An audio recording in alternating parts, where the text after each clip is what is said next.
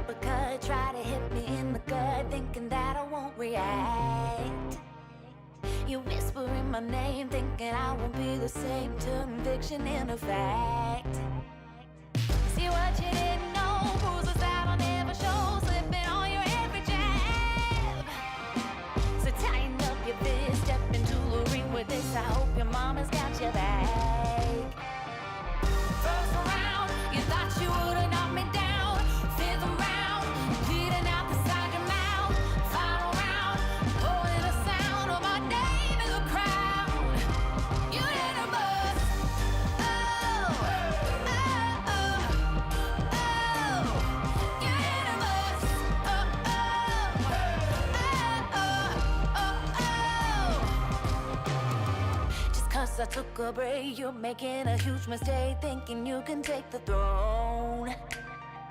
Look at you trembling, step into the lion's den. Bet you wish you stayed at home, begging for mercy underneath your breath when I ain't even sweating yet. My legend's written in the stone, yeah.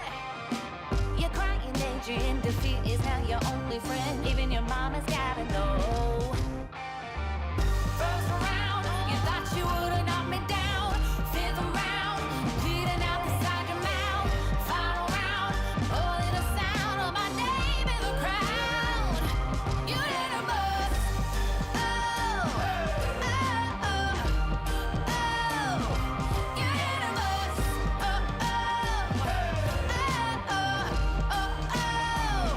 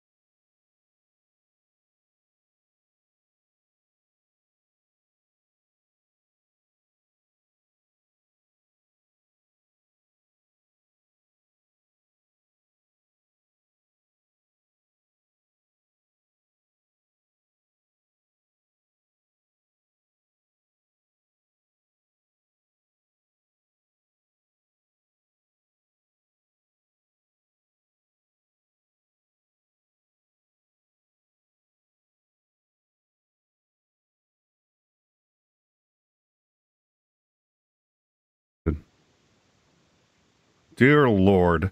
Yeah, I got that. Thank you. So it was what I was in the process of saying. I was muted. I had the mic off, and I was just like, hey, caught that the mic was off, turned it on, was so proud of myself, and said, hey, I know that Titan has the Nick, you're muted phrase in his, he's got that hotkeyed, so he can just, Alt 1, Alt 1, Alt 1. I get that 6 times already. It's already come in here. And, yeah. And, but I was like, nah, I beat him to it. I turned on the mic. I was good. And then turns out it was also off over here because I haven't done the After Dark interface in about 3 weeks, and I forgot that's just a unique thing on it. We'll get that sorted out. But a few quick things just before we get into some of the nuts and bolts of Jesus, what a couple of days. As fans of Meat Loaf, he passed away. They haven't gotten the cause of death yet. So I was a big fan of Meat Loaf. I honestly, Titan has, and just this is Titan heavy intro, I guess, but Titan has some experience with music. And so with real music, he's been in New Orleans. So I had assumed he would not be a fan of Meat Loaf, but come to my, great...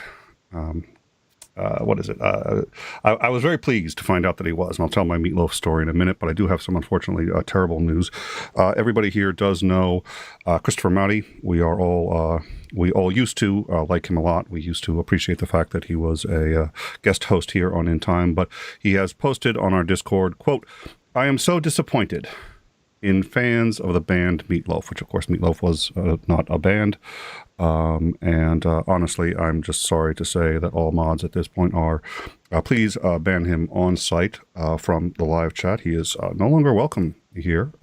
You can't talk about any deceased that way, but especially not Meat Loaf. It was really great being a friend of his, but I'm afraid to say that the party is over. So, moving forward with that. And I will give my Meat Loaf story in a little bit because it's hilarious and it's interesting and it's a good story. But before we do that, breaking news today, and this one is and I'd like to talk about, and I hope people will call in. We have the call-in number. I just checked a second before we went live, the live link, and it seems to be down. So I'll post in a few minutes another link in case people want to come in on Microsoft Teams or through a web browser. You can also call in. We'll get to that in a second. But the breaking news: a draft executive order has been discovered of then President Trump, saying that was directing the Pentagon to seize voting machines in key states and hunt for evidence of fraud. Now, yeah. So, a couple of issues with that. He wasn't planning on seizing all of them. Apparently, it was just states that were key to his victory, and it wasn't even based on whether or not any fraud had been found. It was just ordering the Pentagon to seize them. In that executive order, the Secretary of Defense was directed to, quote, seize, collect, retain, and analyze all voting machines, equipment, and electronically stored information and material records related to Trump's false claims of intentional vote rigging. Also, the order said that the defense secretary could federalize National Guard units to help in the effort. The CNN report on this, which we just put into the Discord, I put it in the Discord, anybody wants to see it, says also, basically CNN is unequivocally saying any military any operation for the military or federal agents to seize voting equipment for the political purposes would have been unprecedented in U.S. history and tantamount to a coup. Not only do I concur with that, but as we discussed yesterday at some length, the Constitution is crystal clear that the federal government does not run the election, believe it or not. They don't. It's run by the states, and that's deliberate. There are very good reasons for this, and this is fucking one of them. So this is, now he never signed the order. How close he came to signing the order, we don't know. We do know it was drafted. So just one more thing, and then we're going to get into the, then I'll talk about quickly the main topic, and then I'll check the line, see if anybody's called, and we'll get all that stuff sorted out. The main topic, I think tonight, and we can discuss just about anything, it's after dark, but the main topic that I think is most worthy of discussion, the discovery that 7 states, and we already knew huge swaths of this, fake electors came in with certificates claiming that they were legit electors, at least in 5 of the states, claiming that they were legit electors, in 2 of the states claiming that they were legit alternate electors, which also was not true. And it totaled, I forget how many, somewhere between 80 and 100 delegates, enough delegates to swing the election. It was in, obviously, the key battleground states where he lost. All of the replacements, as it turns out, were members of the GOP. And I suspect, I have a feeling, how they were going to vote, including the head of the Michigan, or the co-chair of the Michigan GOP. So that happened. That's a thing now. And yeah, there's a lot to talk about there. Anyways, we already knew pieces of it. It was seemed unlikely that 7 different states, people just on their own decided to do the exact same thing in a coordinated way. So I was looking into it, and when we first really got into the nuts and bolts of this, one person in Michigan who had been involved in this said that they actually did this at the behest of the Trump campaign. We now have 2 others in 2 different states that have said the same thing, all directly involved, and they were each of these delegates. Then we found out that the first one in Michigan had since claimed that, in fact, Trump was directly involved and that they had asked Trump's permission to install an addendum piece that would say what had been said in the other 2 states, that these were actually alternate delegates certified by the state. Again, not true. So we have all of the links to this in the Discord. I didn't have time to put it up. I will give the other caveat for tonight, which is one of our monitors has gone down. It was actually the main monitor, which is this really gorgeous. It was one of the, I don't usually splurge if I can help it, but I splurged on this monitor.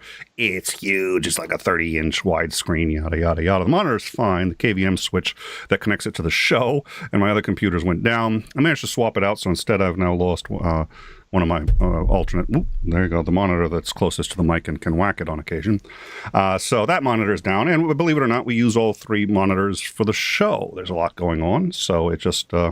that's what we do. So we're going to have some technical difficulties tonight.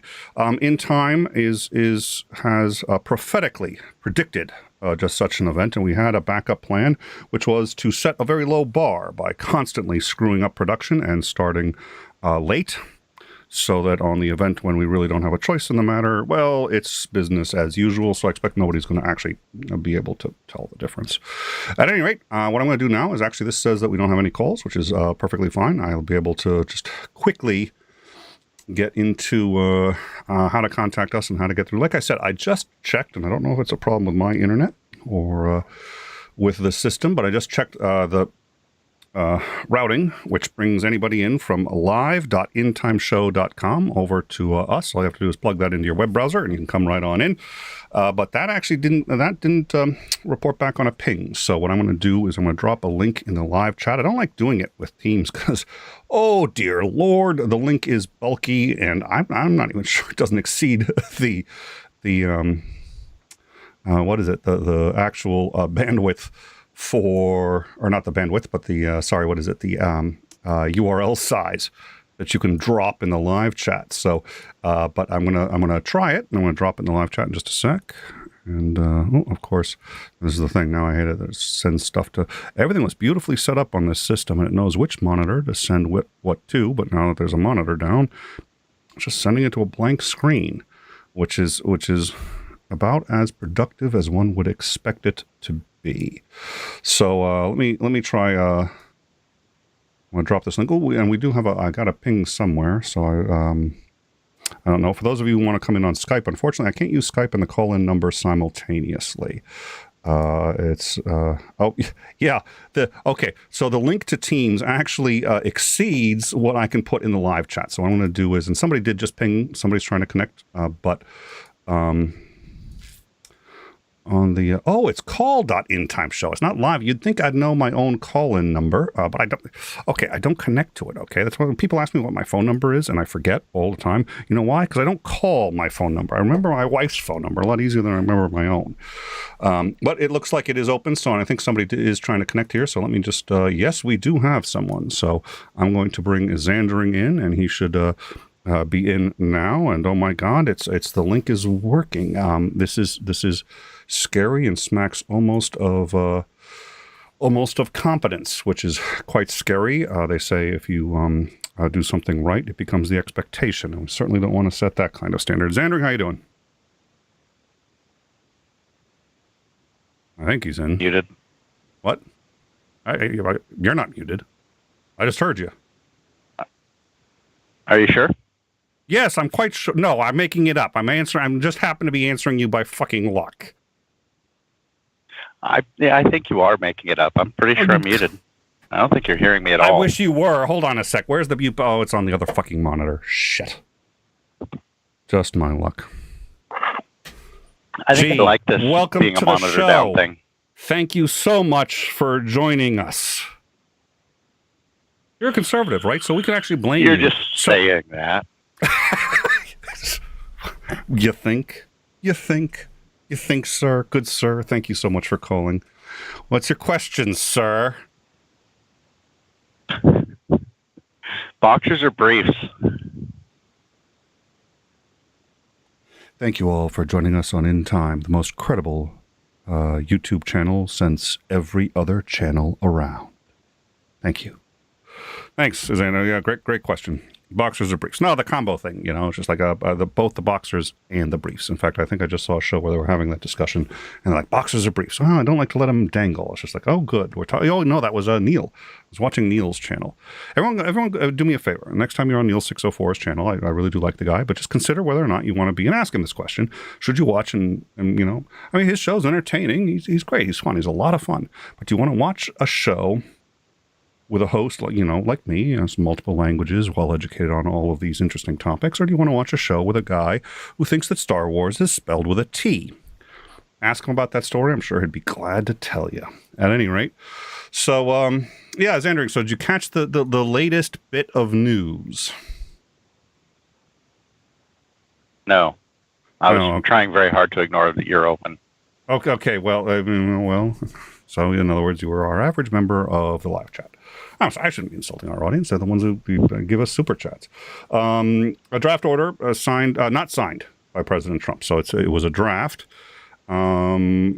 Basically, something about him seize the voting machines. Yeah, and to actually nationalize the National Guard, which of course is or federalize the National Guard, and have them seize the voting machines, which CNN has determined would be tantamount to a coup. I'm inclined to agree for any number of reasons, all of which I suspect you know. So that happened. I'm just going to start waking up in the mornings. Just wake me up when this craziness has all gone away. Yeah. Well, the craziest part, that all this happened is bad enough. The fact that most of this stuff is appearing on page 6 as opposed to page 1, which is where you usually put important news.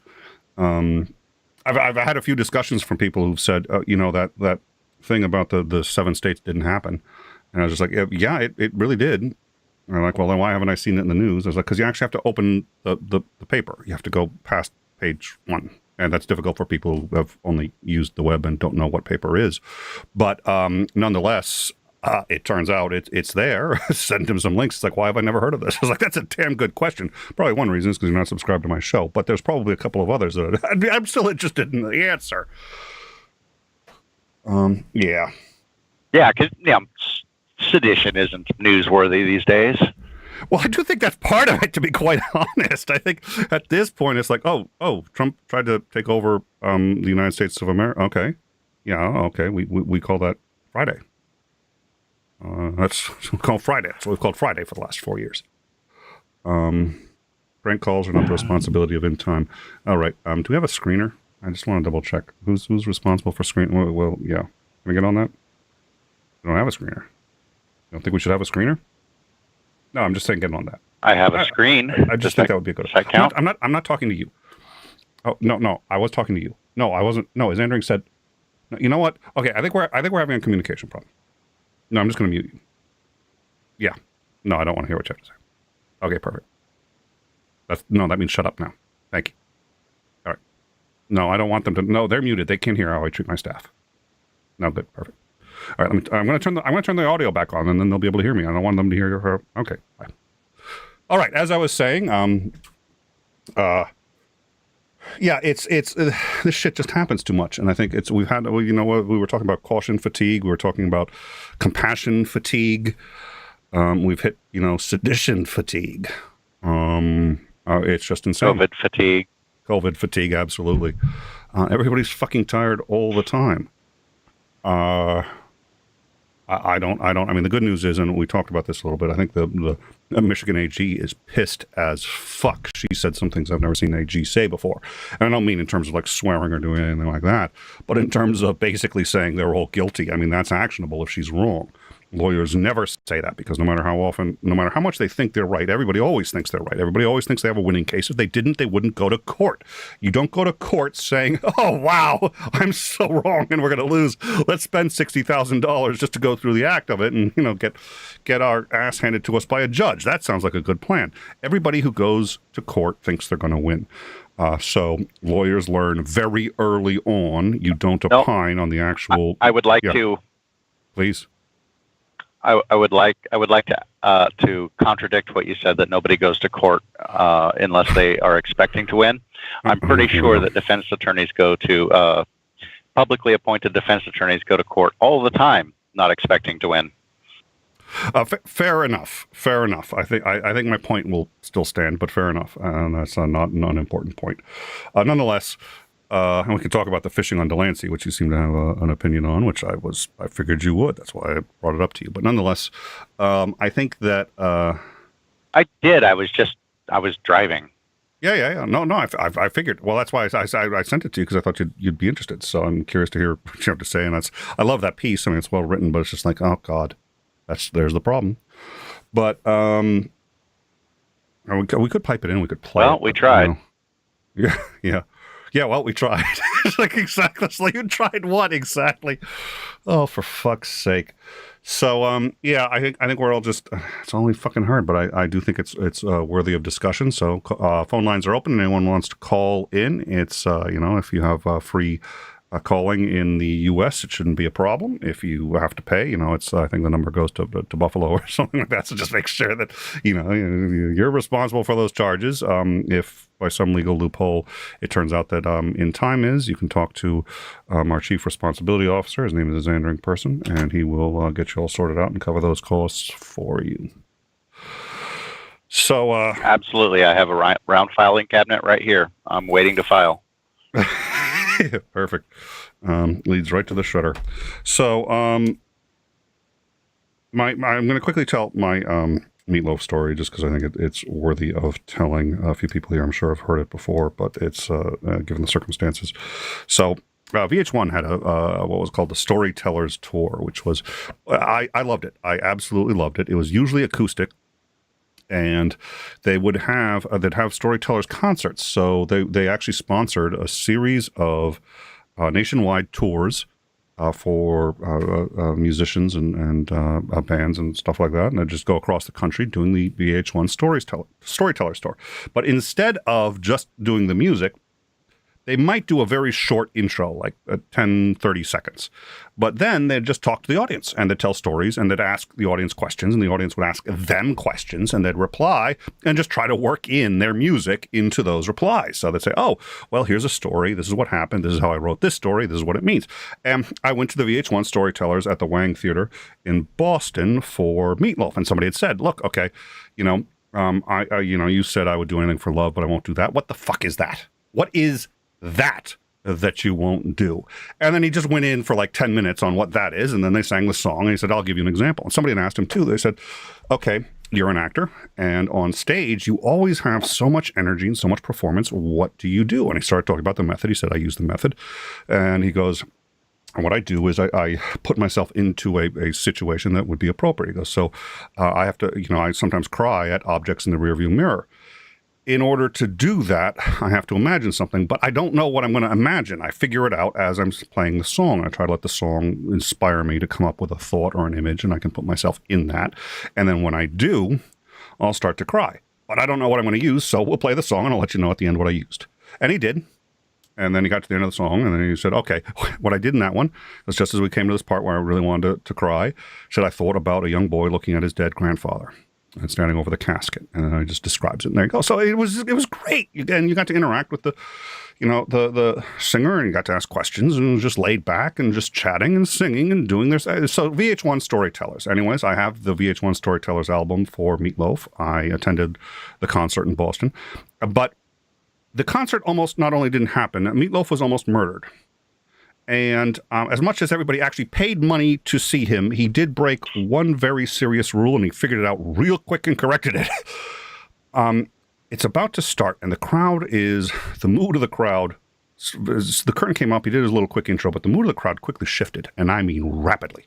And people started yelling and screaming, and it was turning into a mob, and nobody could figure out what it was. And then I figured it out, and I realized I was about to witness a murder. The drummer had a Yankees shirt on.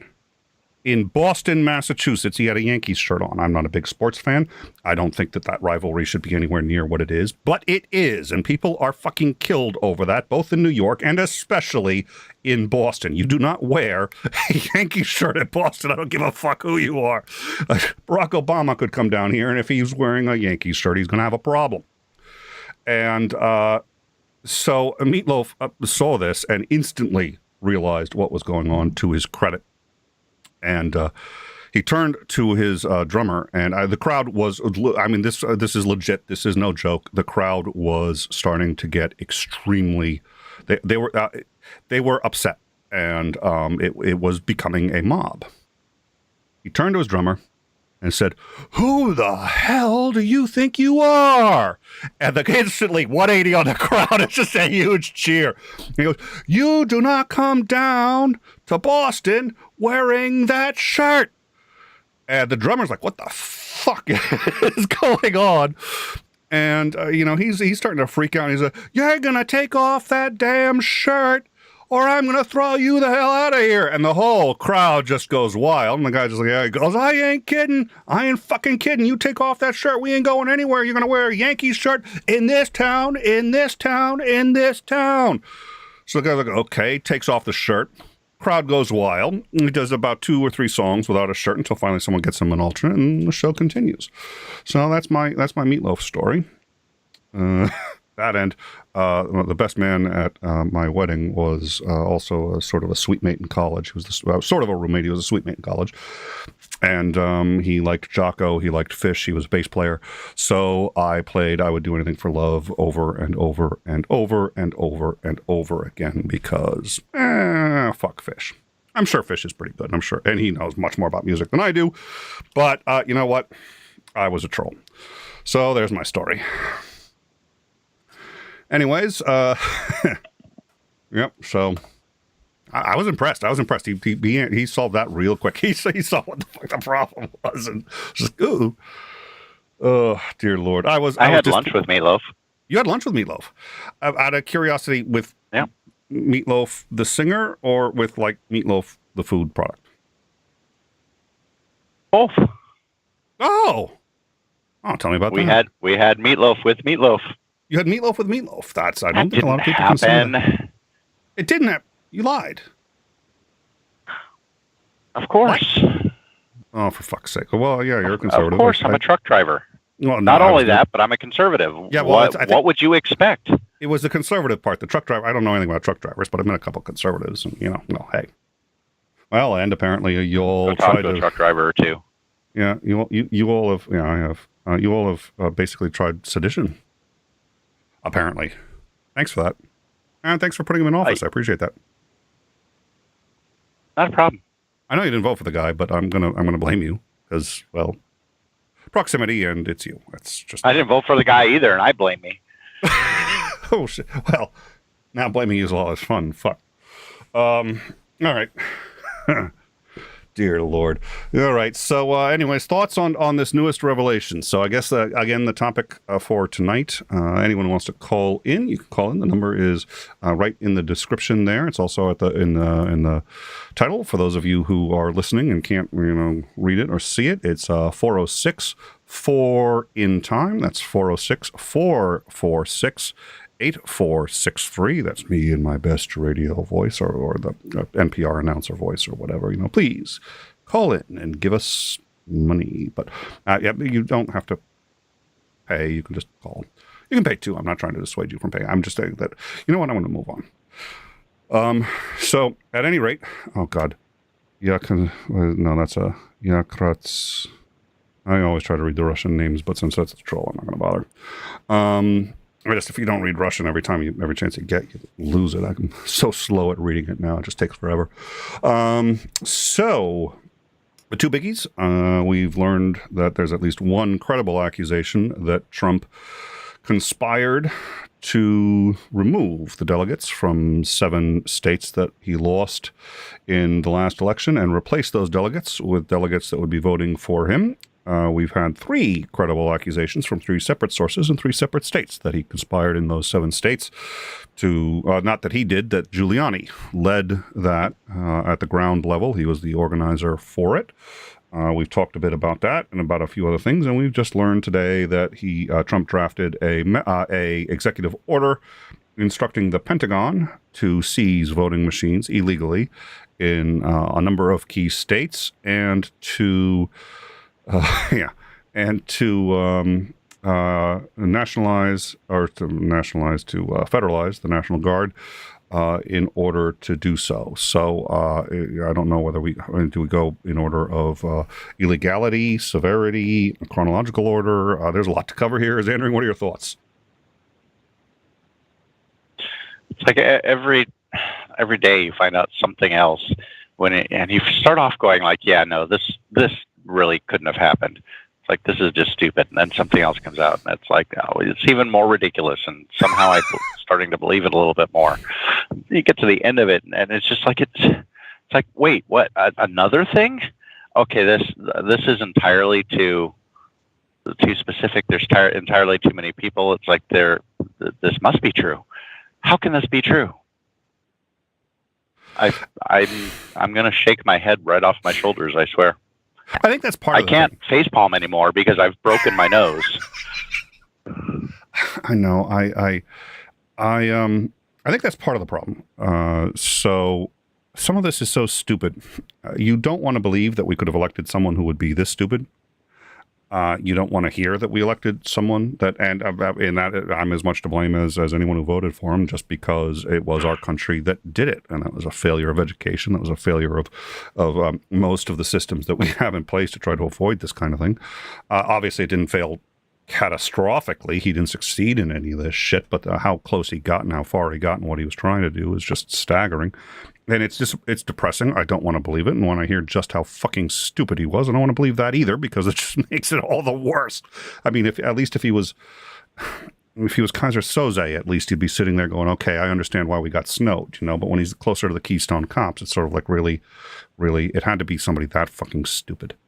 And that's what happened with Nixon. You know, when the Washington Post first started reporting Nixon, there was a couple of issues and reasons why people it's not that they didn't believe it, because the Post had a good reputation, but it's sort of like, on the flip side, it's 2 unknown reporters, Woodward and Bernstein. And there seemed to be almost no motive, really. And as it does, actually, quite frankly, here, if you think about it on some level, it's like, and most people assumed he didn't really want to stay president. And, you know, the only real motive, in my view, isn't even to avoid prosecution. It was just ego. And I'm like, does he really have that much of an ego? He can't admit he lost?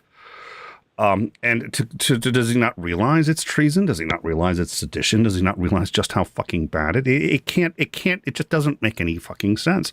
So nobody reposted any of the Washington Post articles on Watergate. New York Times wouldn't touch it. Nobody else would touch it. It's not because it was too toxic. It was not because it was too dangerous. Everybody would love to have been the ones to break that story, but they're just like, it just doesn't, why would Nixon be involved in all of this shit? And it turned out it was ego. So it just sort of feels to me a lot like that. I don't know if that makes any sense. I guess I don't understand it either. I'm having flashbacks. America deserves to know their president isn't a crook. Well, I think when we first started talking about it, you had heard, I think, a little bit of it, but not a whole heck of a lot. And you were just like, even you were like, okay, assuming you're telling the truth, or assuming you're correct and accurate. Not that you never suggested that, but, you know, assuming that this is as it's being presented, you're like, okay. And I assume you decided to do your own legwork afterwards and found that as roughly as accurate as I can be, it was accurate. And it's not like I had any question about, whether you were being accurate about what was being reported. I'm saying is if all of the information that is being reported is completely accurate, I mean, these people need to go to prison. Yes. And it's like, and I have to say that because, God knows, maybe the journalist got something horribly wrong and they're all going off of one source. But I mean, they're reporting that there's all these different sources that are going out, and it's like, well, it's looking more and more like that, if you've got so many different verifications from different places, it's like at some point you have to go, yeah, this is looking like it really did happen just the way they're saying it did. And that's really not good. And that needs to be prosecuted a lot. Well, and yeah, I think that's the. I mean, we have a Discord for those, and I think most of the people here already know and are part of the Discord. But we have a Discord. We discuss these kinds of things, and we drop information on the Discord, both in sections for discussion, but also in a section just for consideration for airing. And I go over that, and usually I'll ask some people about editorial decisions, and we'll talk about it and try to figure out what we're going to talk about and what we're not. And I've been following this, but I was just like, even I was sitting there going like, no, this doesn't sound like it could possibly be that big a deal. We're missing something, and I hadn't had time to really get into it. But we did talk about it the day before, just because it was like, okay, we've kind of skipped this enough, and let's just start to talk about this fraudulent electors thing. But there was finally one witness who came forward, and we're like, it was a credible witness. In fact, it was the head of the RNC in Michigan. And I'm just like, oh, okay, he's admitting to what? Really? It's the head of the RNC in Michigan. You'd think he'd realize you can't claim to be a state elector, even if he had said that he was an alternate, which he did not. So it's like, this just doesn't. But I was like, okay, it's legit. And then the next day, we got 2 more witnesses come forward from 2 different states that were completely unrelated, and I was just like, we're done. It's done. This is sufficient. This is more than sufficient. It's sufficient to not only run with, but put a rocket booster on. And, I mean, this is, we got it. It's very hard to imagine how this could not be true. Well, I mean, it's like I said, the other day, it's like those people who keep thinking that, the moon landing was faked. And it's like, you can't keep that many people quiet. There's going to be a leak somewhere. They're going to find out. And it's like, I don't understand how he thought that any of this wouldn't get out. Well, they said it. And this is what, it's funny because I'm looking at, I go over history and sit there and say, how did people not realize that, how did people who admitted to various crimes not realize that? And it's like, well, they thought they were justified, or they all thought it wasn't a crime. Prison is full of innocent people. I found on Fox News a representative from the Trump administration saying, we're going to put in alternate electors. And I remember hearing that, and I remember sitting there saying, like, okay, if I'm hearing that live, which I hadn't heard that when it first aired, but I was like, I'd heard all the plans. I mean, we aired the PowerPoint presentation, which actually suggested this. But when I read it, then it read much worse than how this guy framed it. The way this guy framed it on Fox News, it made it sound like it would be legit alternate electors. So they would go to the state and say, we have reason to believe that these electors won't be accepted, and we think that there should be alternate electors. And then the state would select alternate electors, which would be kind of pointless because the alternate electors would be instructed to vote as the original electors, and so you're still going to get the same votes. So if they're state electors, you're not going to change anything, even if they're alternates. But I'm just sitting there going, okay, let them, this isn't the first time they've said something really moronic. It didn't cross my mind that they were just going to have 15 people show up with a certificate saying, I'm Ralph Wiggum from we got to do that meme. I'm gonna have to get out that. I am gonna do that. I'm gonna get Ralph Wiggum saying, I'm an elector, and just start spreading that. I think that's gonna need to go out there. But yeah, I don't think anybody really thought. So, you look at it back, and I sit there and say, oh my God, he's admitting they're going to commit a crime.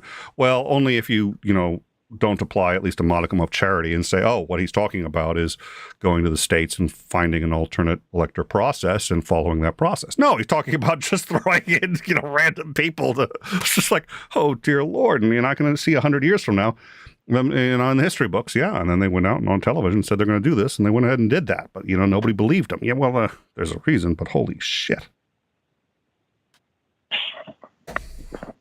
Yeah, like I said, I can't do any more face palms because my nose is broken and it needs time to heal. And just for FYI, Titan had said Titan's been coming up a lot today. He said in the live chat he could bring 𝐂𝐤𝐳𝐶. He ain't kidding.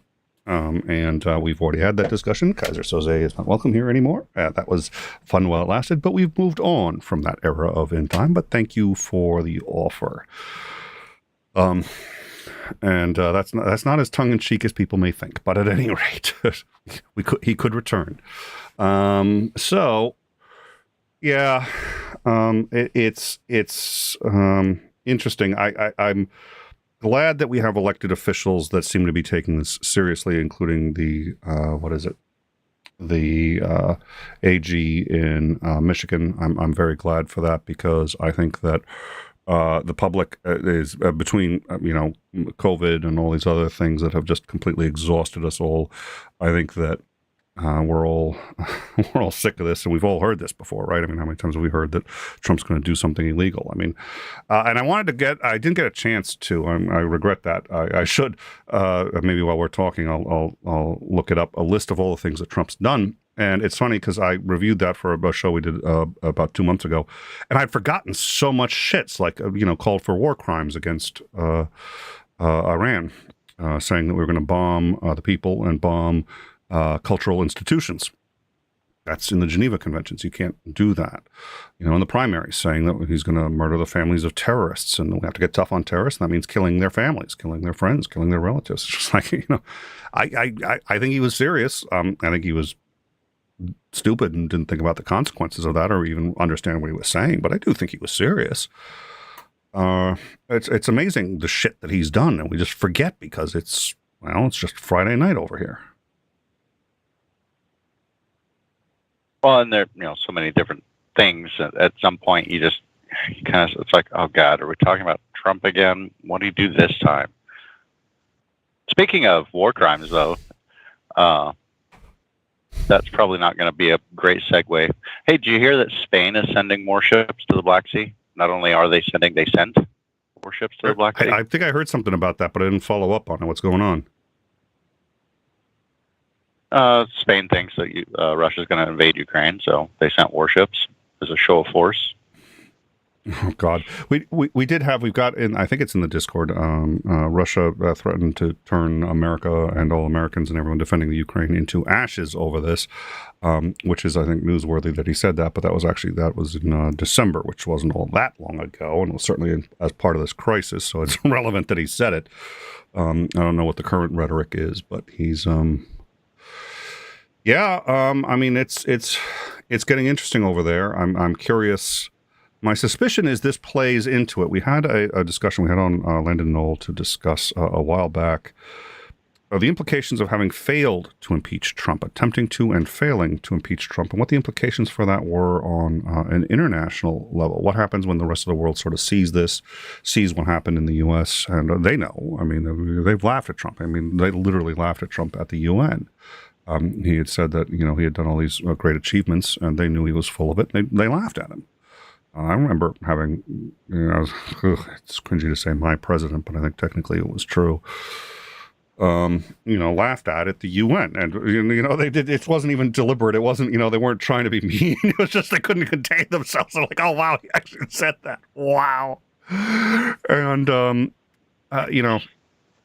we failed to do this, and one of the things that Landon said was, this is actually going to embolden a lot of our enemies. And the reason is because they're going to say, we're so busy clowning around over here, we can't get anything done. He's such an idiot, but we're ineffective against him. We can't seem to do anything about it. Now's the time to start shit. So I don't. Here we are struggling with the same shit.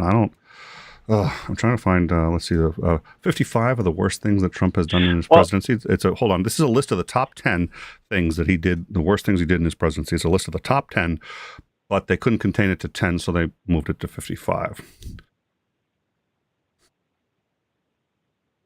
I'm sorry, you were going to say? Oh, I thought you were going to read them all.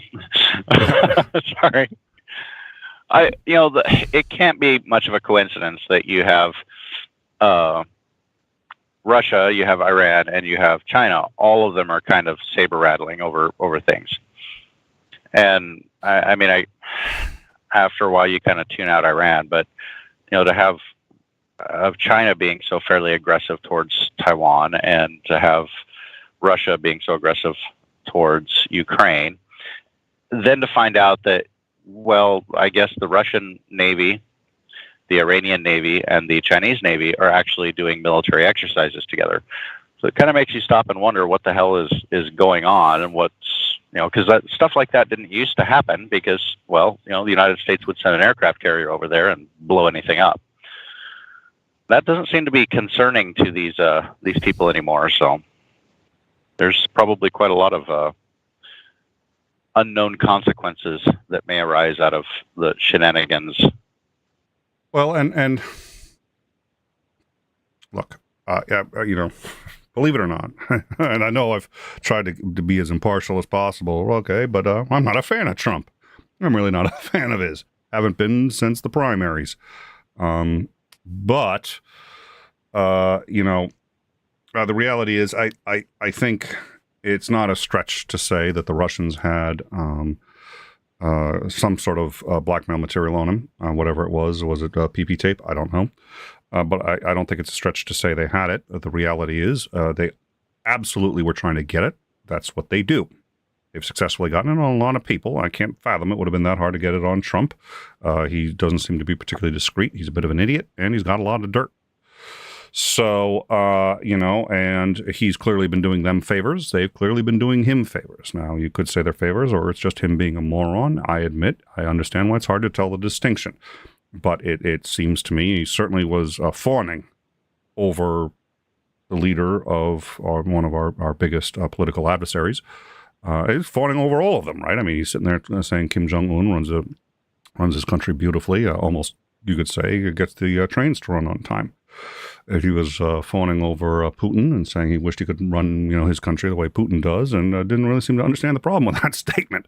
So, if you take a look at that, and you take a look at how close he was to Putin, which was really scary, I suspect that they've got something on him. So, now that Trump's gone, that's dramatically changed the amount of leverage that Putin would have in this country. And even if he had nothing on him, he had a tremendous amount of leverage in this country just because he and Trump did appear to be so buddy-buddies. So I don't... I don't know how that plays into it, but I do think Putin lost, in either case, Putin lost a pretty powerful card in this country, and I don't know how that factors into it. That's beyond my ability to suss out as a political scientist. I think, I don't know what your thoughts are. My thoughts are that he went from having somebody who was completely incompetent as a statesman, because, well, Trump wasn't, and civics wasn't even in his vocabulary for his entire life. And he went from that to somebody who seems to be bungling foreign affairs quite frequently. So I'm not entirely sure that he cares whether it was Trump or Biden. So he's got to do what he's going to do. And the question is whether he can engineer the provocation he needs to justify, at least superficially, what he wants to do. So I do believe that Russia would like to take the eastern half of Ukraine. At the very least, the fact that they've sent forces in through Belarus, and of course the whole eastern border is bordered by Russia, and they have the Crimea, and they have complete and unfettered access to the Black Sea. I mean, you're surrounding 75 to 80% of Ukraine by Russian-controlled forces. It's got to be pretty intimidating. Well, and they're funding. You should read Jake's super chat. Oh, thank you. I missed it. Sorry, it switched over. Let me get back. Too few monitors here. And then, between that and the, they're also funding the rebels in the east too, and who are trying to subvert the government. So I think either way, there's a play there somewhere. So Jake 4D, $5. Thank you so much, Jake. Once again, just amazing. We really appreciate your support. Would you call it an inept attempt at a revolution or sedition, or surprisingly organized Acted attempt at a revolution, sedition, election fixing. Wow, I'd like Yes. to get a... Yes. I would say that it was a surprisingly organized, connected inept attempt at revolution, at sedition, and election fixing. I like that. I think that's fair. Look, it doesn't take a genius to figure out that one of two things was going to happen. The most likely thing was this was not going to work. And the only question would be, how quickly would it be stopped? But it would either be stopped at the state houses, which is essentially what happened, or by the VP, which is also largely what happened, and that absolutely should not be discounted. At this point, I frankly think Pence should get a fucking medal. Of course, he was really just doing his job, but nowadays that's worthy of a fucking medal. And then if he didn't, it would have been stopped by Congress. If it wasn't stopped by Congress, it would have been stopped by the states that had their the proper votes elected. And if it wasn't stopped by them, it would have been stopped by the citizens of the states that did not have their votes counted and had them illegally stolen. There would have been violence, there would have been bloodshed, and it would have been bad, but it would have been stopped. And I think there's no set of circumstances under which that was not 90% at some point, somewhere between where it was stopped and that end point, a 90% chance that it was going to be stopped. So the notion that anybody could have thought that this would succeed or that this was a good idea is insane. You'd have to, it's the boiling frog. They've just been doing so many stupid things that at some point they're sitting there going like, hey, let's just send a whole bunch of guys there with fake documents that say that they're legit and have them vote instead and nobody will notice. Okay. Yeah, it reminds me of those stupid TikToks where they're like, nobody will notice. How can they not notice? Nobody will notice. How can they not notice? Oh, yeah. I think somebody's going to notice, and there is an opposition party that's going to notice. So, yeah, this was sheer fucking lunacy. I like how you would put it. I think it was last night when we were talking about it that. Probably what just happened. And my wife had been saying, how the fuck? And I said, this is what _𝐓𝐢𝐬 said. What I should have done was said, oh, I thought of this, but no, I accidentally gave you credit for it, which was that, look, what probably happened was somebody just told him, did you know that, just so happens people don't actually vote for president. They vote for electors, and the electors vote for president. And it was like, oh, really? What about these electors? Tell me more. And then he just figured, oh, hey, why don't we swap out the electors and problem solved? Dear Lord, which to tell you the truth, if anybody had any brains about this and wants to get rid of the Electoral College, well, talk about a great argument for getting rid of the fucking Electoral College. It's not as good as you think, because even if you get rid of the Electoral College, the laws against this behavior would be identical. It doesn't change what laws he broke. It doesn't change the fact that it's still up to the states. So, yeah, Jesus. So, and there was also a constitutional amendment proposed, I think it was today, but, there's so much going on, I didn't get a chance to catch up with it. I also sort of vaguely remember that it really probably didn't have a chance. It was an interesting one. It was a constitutional amendment to essentially overturn Citizens United, which is iffy. I'm actually not as much against the principle of overturning that was used in overturning Citizens United. I think Citizens United is a decision that could literally destroy the country, but I understand why it was made, and that decision wasn't necessarily wrong. It's just the consequences. You have to stop the consequences, but there are ways to do it without. It's a free country. You should be able to put as much money as you want to into any candidate you want to. You really should. But there have to be caveats with that, and if you do the right caveats, I think it's okay for obvious reasons. But yeah, I would support a constitutional amendment to do something like, say, switch, national campaigns to a kind of like a publicly financed, so that everybody spends the same amount of money on their campaigns. Because if you do that, you can get a lot of the lobbying. You won't get lobbying for legislation out, but you can at least get the lobbyists and interest groups away from donating to candidates' campaigns, so at least they're not purchased right off the bat. I think you're right. I think the biggest problem is political action committees and super PACs. And I think the biggest problem is that in this country it is legal to bribe public officials. It isn't called bribery. It doesn't, on paper, they don't say bribery, it turns out. But it's bribery. It's absolutely bribery. We know what bribery is. You exchange money, for favors. And what they do is, everybody who runs for office realizes that, yes, they have a constituency, but outside of that constituency, if the NRA decides that, you have the key vote in the right committee on something, they can call you up and say, gee, it's pretty close in your last election. I bet you a little more money would help ensure the fact that you can keep coming into Congress. And boy, would we love to help you, but we did want to ask you a few questions about how you plan on voting on gun control. And don't tell me that that's not bribery. And that's what they do. So that has to be stopped. But I do believe that this is a free country, and I think you should be able to give as much money as you want to any candidates you want. And I don't believe in the limits. I just don't.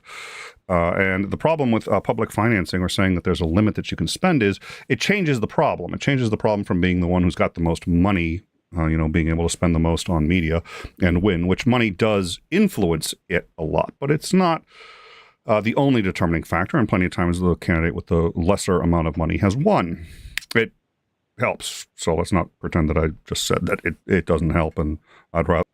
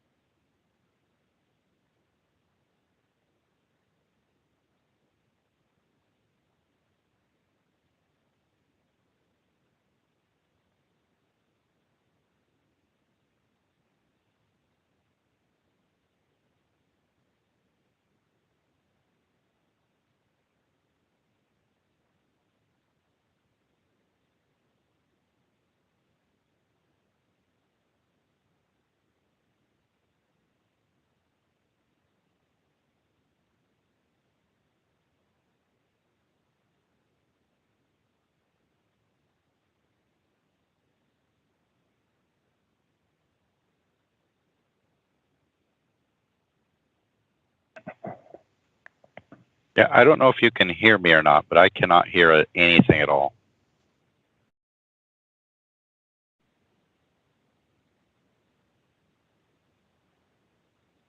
Nope, nothing. Nada. Don't know what happened. So I have a boom mic. It's There right it is. here. Yeah. I have a boom mic. It's right here. And I use this headset just to hear, so I can hear you guys. And for whatever reason, the boom mic says it's on, and the boom mic is still sending a signal, but the signal isn't being received. So I just turned on this headset. Don't know what the problem is, but Jesus, are we having hardware failures? It does go through a KVM switch, so I wonder if the switch failed. Anyways, we're on that. If somebody in the live chat could let me know what the last thing was that they heard, that would be great. But hey, I can actually now use my hands because I don't got this idiotic boom mic in front of me, which is it sounds a lot better than this thing. But hey, it's oh my God, and people made fun of me for having backup audio. You see, I will not be silenced. I just realized you're not wearing your suit coat. This is my After Dark thing. I thought you were going to sit there and say, well, gee, Nick, the last thing I heard you say was, let me unplug this and see what happens. But well, we're unplugging it. Oh, well, he's not complaining, so it must have been okay. Let's, you know what, that was a shame. He's going to have to repeat himself. Yeah, I just hate repeating myself.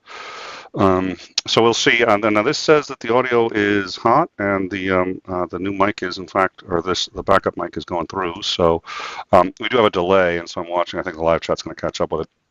So I guess what I'll do is, rather than just wait, I'll do my best to. So yeah, it's what I had been saying before the mic died was that the idea would be that everybody would donate money. It would be laundered by the federal government. You would get a receipt. That receipt would just identify you, for you, line name and a number, but that number would be publicly available. Everybody could see that that person with that number had donated.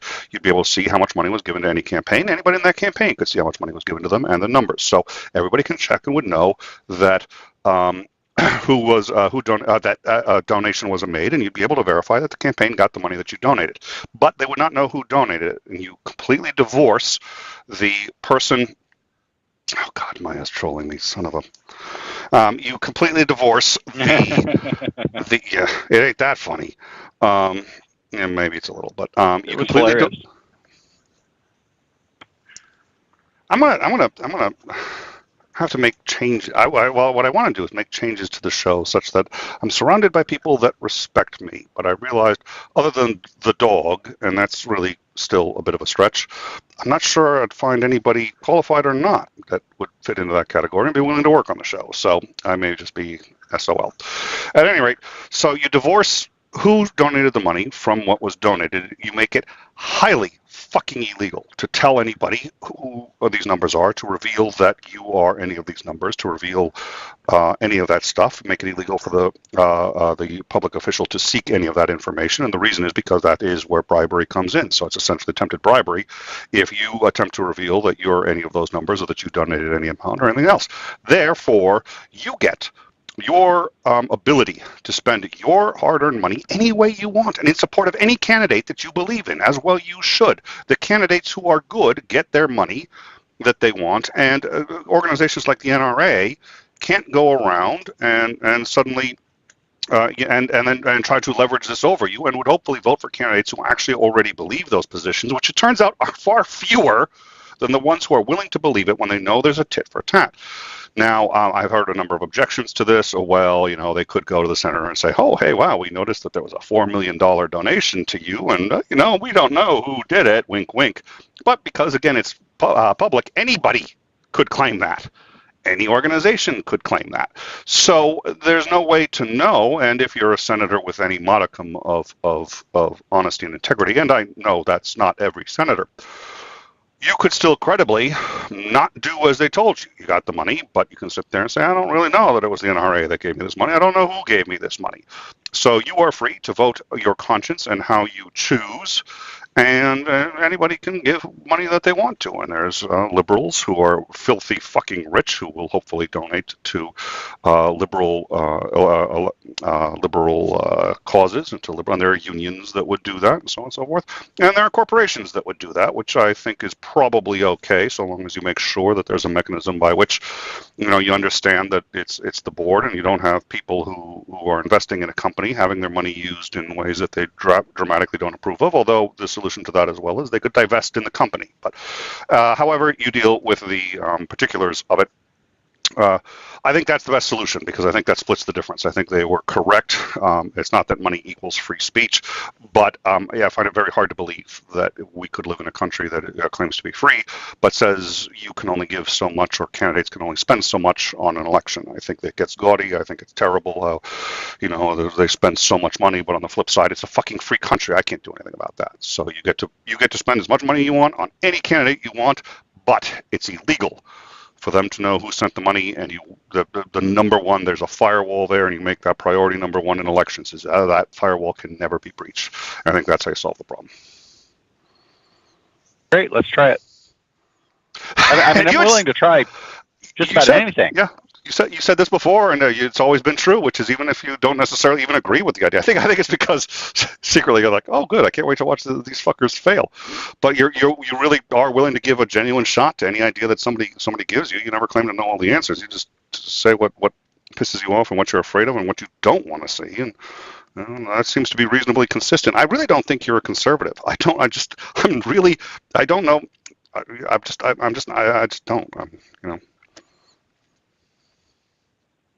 I'm putting my foot down there. It's like you get enough people together to think something's going to work, and it's like there's times where I'm like, look, this has been tried in the past. This has been tried several times in the past. It's always failed. Oh, well, it hasn't ever been tried correctly my way. Of course, I have a response to that, but it's like, well, okay, you think it's going to work again? Go ahead and give it a shot. Let's see what happens. And when it fails miserably, somebody will be around to pick up the pieces. It's like I'm willing to give you your shot. Well, and even I who am really willing to this thing really is dead. Jesus. Okay. It says it's Jesus. Okay. People, at some point I'm like, okay, we've tried enough and we've failed. And I think there are some socialist concepts that are that way. I do think we should quote socialized medicine. I'm using socialism in the bastardized American version of the word, not the way that the real world uses it. But, I think we should socialize medicine. I do think socialism has its place. Just because there are problems, serious fucking problems with it, doesn't mean I think it gets eliminated. Or socialism has its place. I mean, that's the entire family structure. Your family structure wouldn't work if it wasn't socialist. The key phrase to socialism, its slogan is, from each according to their means, to each according to their needs. That's exactly how a family works. It's no wonder that young people coming directly out of the family, tend to believe more strongly in socialism, because that's how they've been raised their whole lives. So yeah, it's not, but when you try and run an economy that way, in a countrywide, it fails every time. And, it usually fails painfully for a lot of people.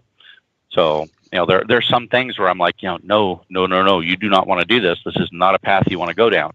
This is, 100 million corpses in the 20th century, attest to that these are bad ideas. Let's not do that again. But there's other things, you'll pop up. You're like, let's try your plan for trying to divorce donations from political campaigns, or at least the knowledge of who's donated from politicians. Maybe it'll work. I don't know. I can see some potential problems, that would nullify the effectiveness of it, but let's give it a try, because currently what we're doing, isn't working so great. So we need to change something.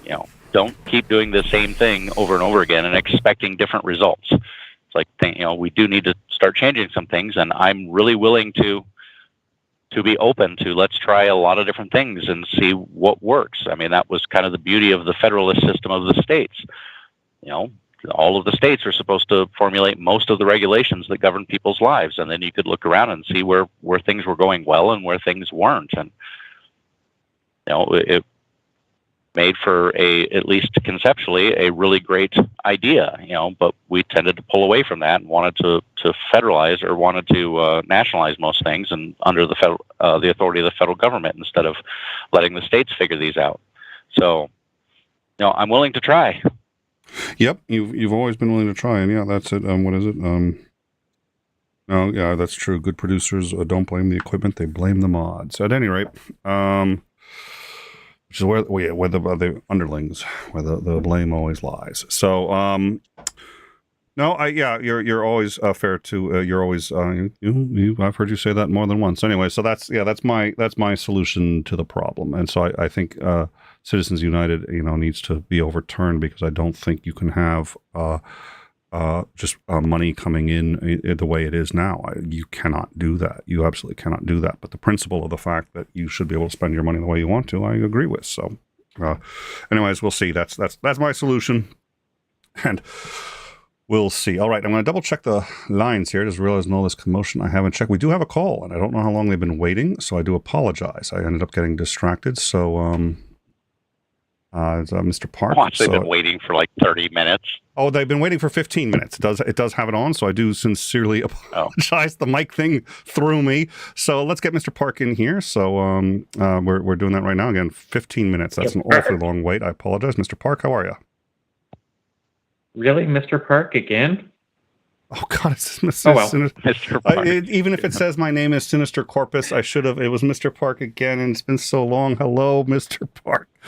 I'm sorry. I'm desperately sorry. It's Mrs. Park. But at any rate, oh God, that's the call screener for you. That's this is in time. It's the production values. What can I say? You may be stuck as Mr. Park for the remainder of the show. Sinister, how are you? I am all right, but I just have a question for a Sandrine. Where does the quote, "from each according to his means, to each according to his needs," actually come from? The Communist Manifesto. And are communism and socialism the same thing? Not really, no. Very similar. Well, communism is an extreme form of socialism, but not all socialism is communism, and I think you've conflated the two. Yeah, I wasn't speaking particularly. I wasn't paying very close attention to the accuracy of what I was talking about when I was just talking about families. Well, and I want to point out that that was sort of one of the points I'd made earlier, which is in the U.S. we actually use the two interchangeably. There's no difference between the two for 90% of Americans, and so when I talk about quote socializing the healthcare system, just like we have quote socialized police and fire, which we have. People don't understand that. Like, how could you have a private police force? Oh, it's been done. Private fire department's been done too, and it's been a disaster. But nonetheless, when I talk about socializing it, I'm talking out my ass because it doesn't mean anything in the sense that But we talk about it that way because that's the way most Americans would understand what I'm saying. When I'm talking to a European, I have to switch my language back, and I was just like, oh shit, they're educated. I gotta speak differently. So,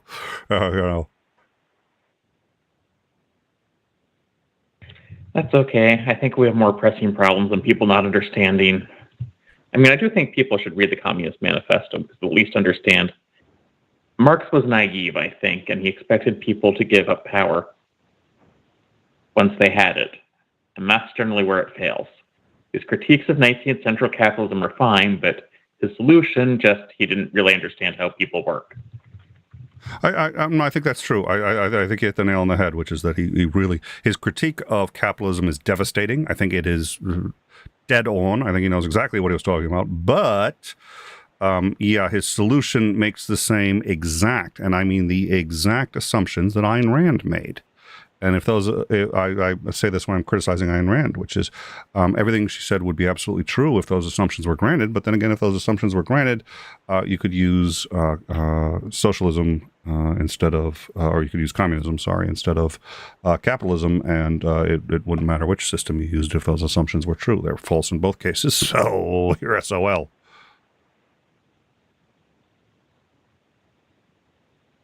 Also, none of your links are working.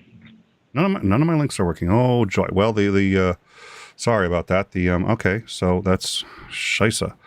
Oh, all right. Well, there you go. So I guess I will have to take a look at that. Just one technical disaster after another today. This is going to be our little disaster show here, I guess. But I got the mic. I reset the input on the mic. It's back. So presumably you can hear me until you stop hearing me again. Oh, dear Lord. So yeah. So I guess the pressing topic. I'm sorry, what was that? I'm not kidding. I was talking, so I didn't quite catch that. You were trolling me. I have no doubt you said I can't hear you. I don't know what you said, but you know what? I don't think I want to know. The pressing topic, 7 states. If you're talking, we can see your mouth moving, but I have no idea what you're saying. Did you unplug again? I desperately I don't. Oh, that's it. We're unplugging it. Nope. I'm sorry. Yeah, son of a. I'm gullible, but not quite that. Let me just double check this here. Yeah, I'm not quite that gullible. Okay. He actually has to double check. I'm sorry, what? What's Sinister? ich spreche nicht sehr gut Deutsch. My father spoke 7 languages, and he cursed usually in German, so I curse in German on occasion. Yo hablo español. Me gusta mucho hablar español, pero es difícil porque en los Estados Unidos no puedo hablar muchísimo y por eso no recuerdo tanto que quiero. Я говорю русский язык и тоже, потому что много людей в Америке не может разговаривать русский язык. Я забыл много об этом. Я могу читать и считать русский язык, so I can read and write in Russian and Spanish. My Japanese and French have mostly gone out the window. I can, if I have to, get directions in Japanese or something like that, but that's really just about it. But German 9 sparkles. Just a little. And I can identify by ear probably about 10 different languages, so I can hear it and say, oh, that's Portuguese, that's German, that's French, which I think actually a lot of people can do it. That's not all that hard, but it's just the exposure to the languages. Pero yo sé que puedes hablar español también. ¿Sí, Porpoise? Or not, maybe. Or I muted you, or myself. Any of these is a distinct possibility. Sounds like Spanish, but I only picked up a few words. No, okay. Problem is I can read it okay, but can't really follow it because it's too quickly spoken. Yeah. This is America. You better take that nasty foreign ass shit and throw it out the window. Yeah, well, yeah. Okay. Sorry. I mean, I might truck on up to your Hickville, and I'm gonna tie a grease pig to your leg, and we're gonna see just how well you can speak then. If it weren't for World Wars I and II, I probably could speak the Pennsylvania Dutch dialect of German because my father and my grandfather would have learned it. I gotta say, just on that impression of the liberal trope of uneducated conservatives, well done. That works. That's exactly what all liberals think. At least all conservatives and everyone south of the Mason-Dixon line sounds like. And there is unfortunately just across the country a profound anti-intellectual sentiment. So, oh dear Lord. Okay, where was I before I said Scheisse and that I don't know Scheisse now. I don't even bother to pronounce entirely accurately, but I've morphed it into my own thing. I do like messing with. I'll say this before I continue though, which is I want to teach my girls foreign languages, and they've really resisted. Which I understand. You don't get any support from the schools really or anything like that, so it's tough to do. But I found ways to get some of them interested in. I told my daughter that in Spanish, papa and papa are actually 2 different words. Of course, it's where you place the accent. Papa it sounds like it should mean dad. It doesn't. It means potato. And papa means dad. So, and most Americans learning Spanish actually can't say papa, or they try to, and they say papa. That's fitting. Yeah, it is. So my daughter is just always, papa. And I was just like, did you just call me potato? No, I don't speak Spanish. Funny, you know that I talk about Spanish. So, okay, well, when you get a chance, potato, I mean, papa, could you come here? It's just my daughter's trolling me, and then we work on. I try to find ways to make it interesting, so at least she knows how to say potato and the word French, and she can say French fries, and then we'll say freedom, and she can say freedom fries. So, all right. Well, I think we were about to get onto something. I don't know if we were about to get onto the Trump catastrophe or anything else, and double checking the call screening, and no, we don't have anyone else. 𝐋𝐢𝐬𝐧 hasn't called in, so that's a plus. I don't know. As a porpoise, what are your thoughts on either the knowledge that what we've learned now about the memo, the executive order that was not signed but was prepared and could be signed at any moment, directing the Secretary of Defense to seize, collect, and analyze voting machines in every state that obviously could not have possibly voted for anyone other than Trump, and or the whole deal with the 7 states and the fake electors. Doesn't surprise me, and I was going to say, as a Pennsylvanian, I was rather amused, or rather as a native Pennsylvanian, I don't live there right now, I was rather amused when Texas came in and tried to tell us that we didn't have the state right to determine how we should vote. Oh, dear fucking Lord. Texas, you know what bothers me about Texas is the fucking goalposts in Texas are more fluid than Mitch McConnell's lunch. It's just, fucking states' rights until they don't like the outcome and they're like, oh, wait a minute, you don't get to vote the way you want to. Sorry, it's done, Texas. Mind your own fucking business. Go about being great and telling everybody that nobody's going to mess with you. Or else we might have to mess with you. And since you guys are actually a bunch of snowflakes, we'll see how that works out. Or we'll just stop paying the 30% of your budget that you get from the federal government. And we'll see how much you like the idea of sedition then. Or secession, is what I meant to say. I'm bitter. I don't like Texas. I really don't like Texas. Oh, dear Lord, I don't like Texas. I can't imagine why anyone would be bitter about this. Because clearly Trump has been our best president ever. All right, I think Porpoise is about to have some mic problems. I'm just letting everybody know. I always love it when she calls in, but what can you do? And he clearly never did anything wrong, like, oh, I don't know, attempt to overthrow I can't get the terminology right.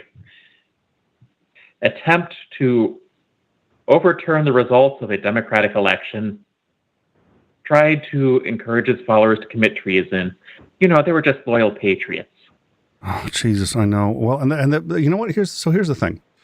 I'm actually a bit of a I'm not normally a conspiracy theorist. And so I tell people that I believe that there was a, quote, conspiracy. And by definition, it was a conspiracy. I don't think there was hundreds of people involved. You couldn't get away with it with hundreds of people involved. But at one point, I decided to do a deep dive on the Kennedy assassination. And I concluded that probably 5 people total knew ahead of time that he was going to be assassinated. That makes it a conspiracy. It's not a grand conspiracy. No, the U.S. Supreme Court was not one of them. Warren wasn't one of them. You could easily do it without Warren being one of them, and you could get him to flip without Warren being one of them. There's many ways to get all of that done without having a huge conspiracy. But I think, and even the conclusion of the Select Committee on Assassinations concluded that Oswald did not act alone. So even though the executive branch of this country says that Oswald acted alone, the legislative branch says he did not in their own independent investigations. So in that sense, maybe I'm a conspiracy theorist because I don't think Oswald acted alone, if he even pulled the trigger, and I think there's a reasonable reason to think he might not have. But all that aside, and Jesus, I forget why I got onto that conspiracy theory. What the fuck? Yes, because there's breaking news. Oh, for fuck's sake. Speaking of conspiracy You say theories, Russia invaded the Ukraine all that aside. No, Yeah. all that aside, this Yeah. just in. Yeah. Joe and I are in 100% agreement Holy on his last shit. comment. Okay, I did. I found, where on earth? Hold on. Oh my God, I had it just for this occasion. Okay, you'll tell me what the agreement is, and I'll find. No, that's not it. I found it. Okay, hold on. Okay, you and Joe are in agreement. So, ladies and gentlemen, I think it's about time. The Holy Bible. It is my personal Bible. I've had it for, Jesus, about 20 years. It's served me well. I've relied on it consistently. It's the only thing that's kept my end table straight. But I pulled it out for you, and I'm reading now from Revelations. And let's read this. I think it's very important.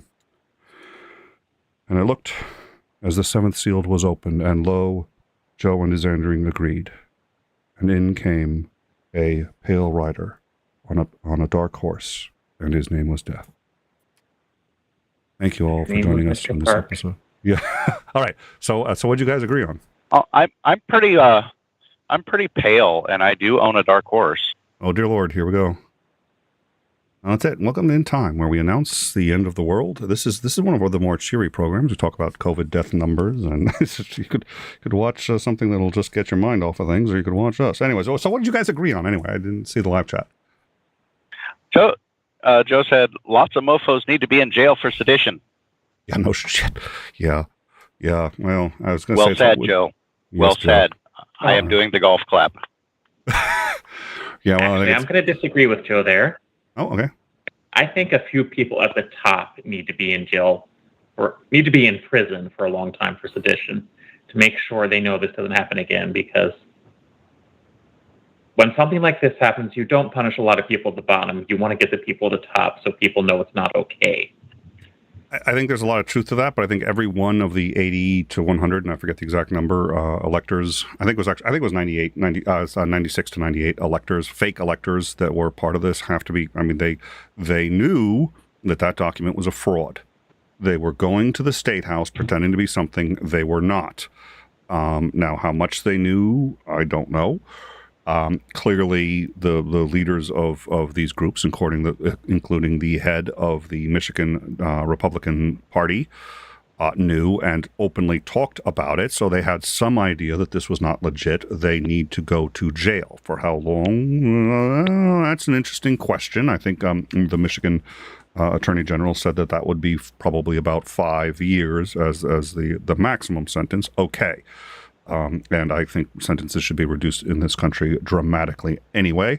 So I'm okay with even maybe just 6 months for them. But for the top, in jail a very long time. If not, I don't know if treason is still a death penalty. I don't know that I necessarily want or need to see anyone hung over this, but I wouldn't mind the threat being, and excuse the pun, dangled in front of them. All right. Well, so. Oh, I think there's only one. No, I agree. Yeah. Well, let's quickly is entering and then Porpoise, please. Oh no, I agree that heads need to roll for this, and we cannot allow anybody to think that this is okay in any way, shape, or form. This needs to be acted on very strongly, to the fullest extent of legal ability. All right, Porpoise? I think I'm generally in favor of one person facing consequences for it. Well, yeah. Although, to be fair, my other theory that... You don't think Giuliani... Giuliani was strongly involved. He was, but he's also an idiot. I'm not sure an idiot should shield you, especially if you have a law degree, but... Yeah. I was just about to say, yeah, I don't think that I'm an idiot is a viable defense. If it were, we would have to free about 50% of the people in the American prison system, but... But I don't think his being... I mean, Trump's not very bright either, but Trump is bright enough to know what he was doing. Well, let me make this... He knew what he wanted. He knew what he wanted the outcome to be. Yeah, I don't think he realized just how illegal it is, but yeah, I agree with you. Let me ask you this. So, I mean, I do think that Giuliani probably has dementia. I think he's fucking nuts. I think he's you listen to him for any length of time and you realize not all the marbles are there. They're just not. And he tries to hide it, and he's very brash, and he's got some skills at hiding it. Some of it's acting skills. These are skills you actually learn as a lawyer, because you have to make a presentation, you have to give a passionate defense of your client, you have to do openings, closings, and all this other stuff, and a lot of that is theater.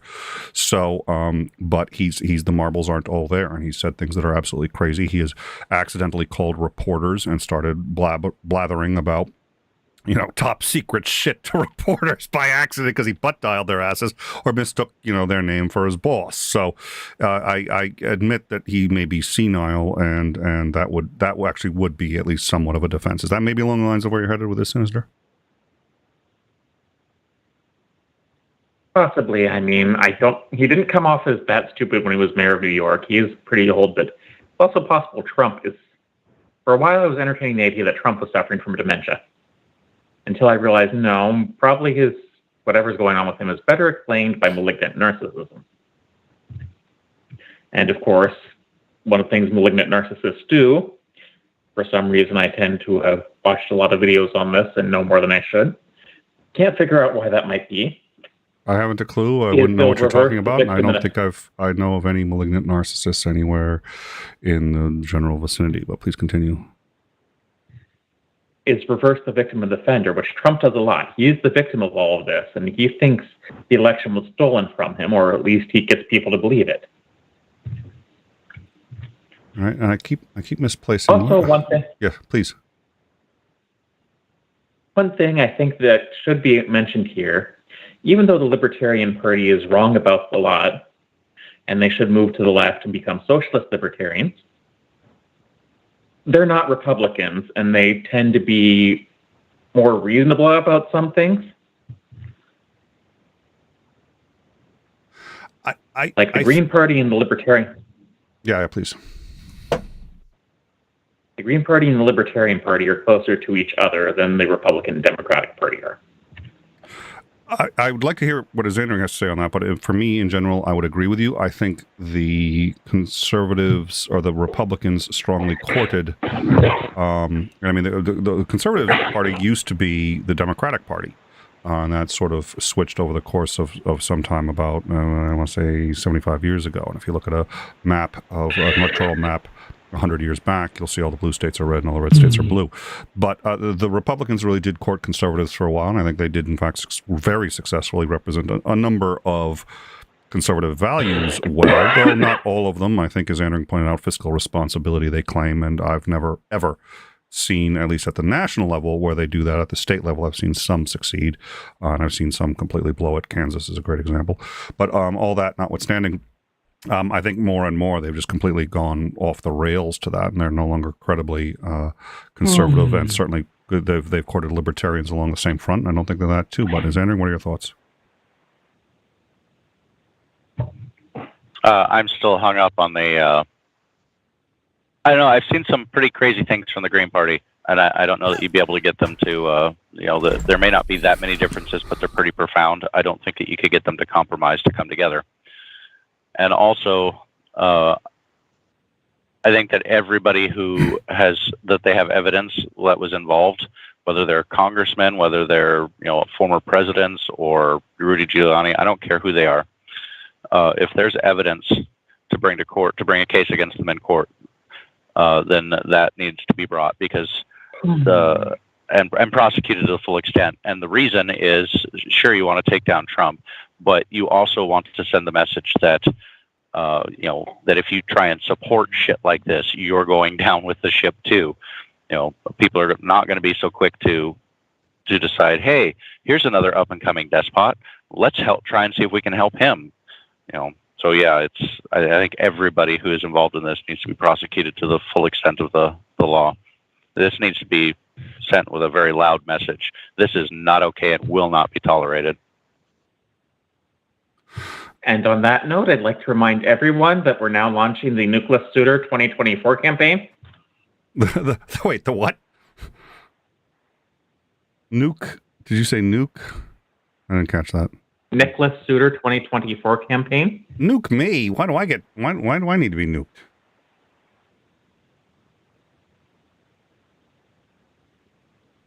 I don't know if you actually misheard me.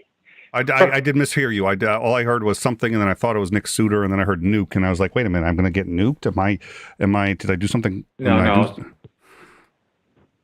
The Nick Suitor for President 2024 campaign. Oh, dear Lord. I don't know that you would want to inflict that on this country. I thought you loved America, but obviously you and I have very different views on the word love. I actually did consider running for political offices once or twice, and as many of you know, I worked as a political operative for a while, which I absolutely loved. It was probably one of my favorite, between that and writing, and I really enjoyed doing this show. So there's a few things that I've really loved about the political operative, and I very nearly went to Chicago on that, but that was, I haven't done that in a while, and just probably not meant to be.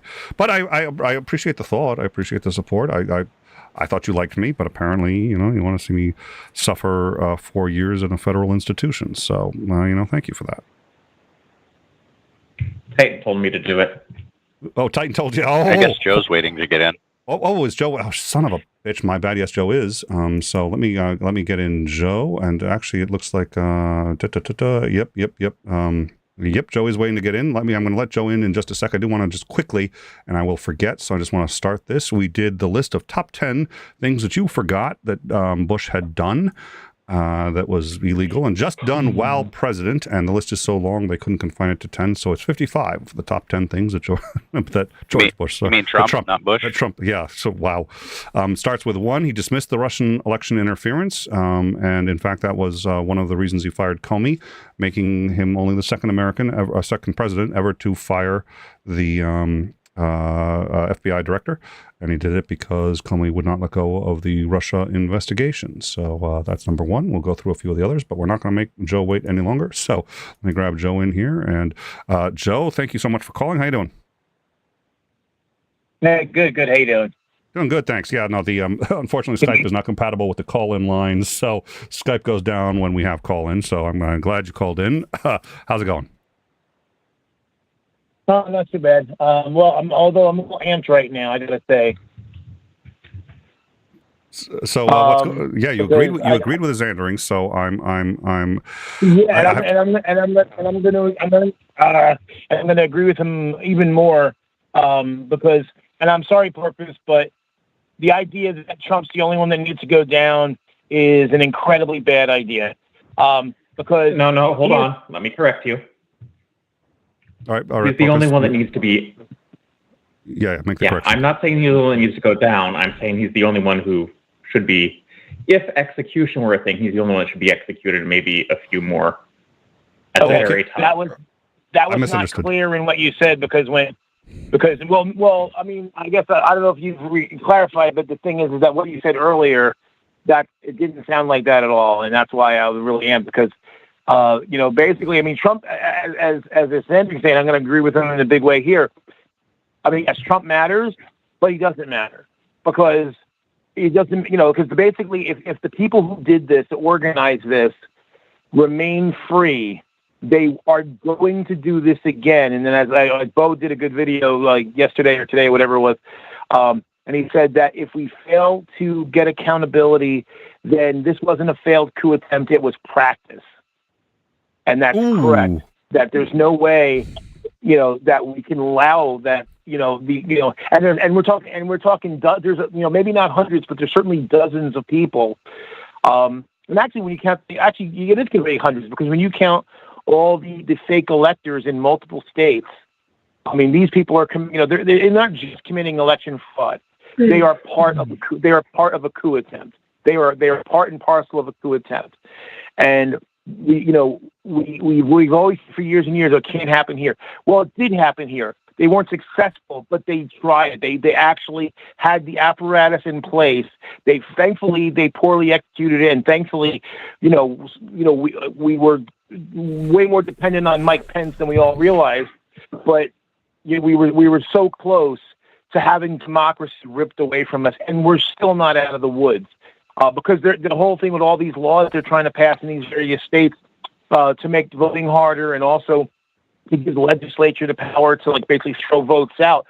They're gearing up to do a better job next time. So yeah, lots of people need to go away for a very long time. I wasn't. Forget execution. I don't care about execution. But they need to go into the darkest oubliette for many years. Well, there is one problem with the idea.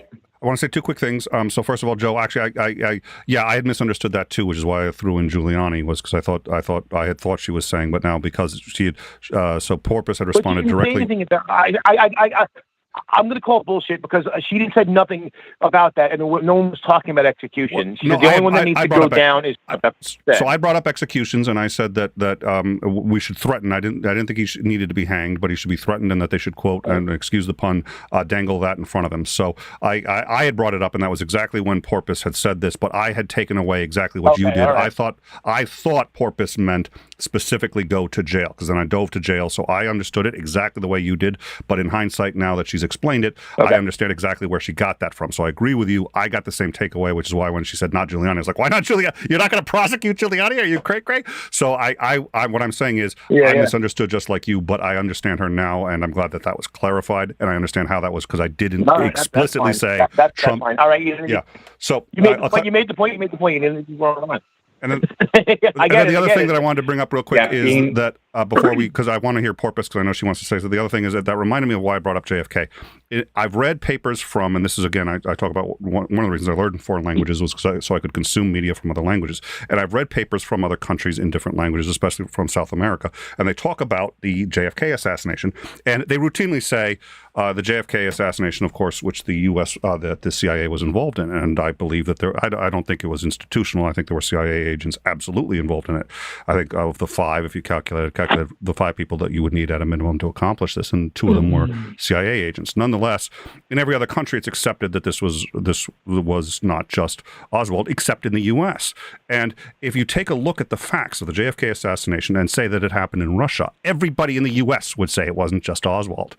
If you take the facts of everything that Trump has done and put it in any other country, it would be clear as day exactly what he intended to do and exactly what was happening. But because it happened in here, and this kind of thing that never happens in the U.S., and it can't happen here, we're sitting here saying, oh, no, it's not a big deal. And again, it's going on page 6.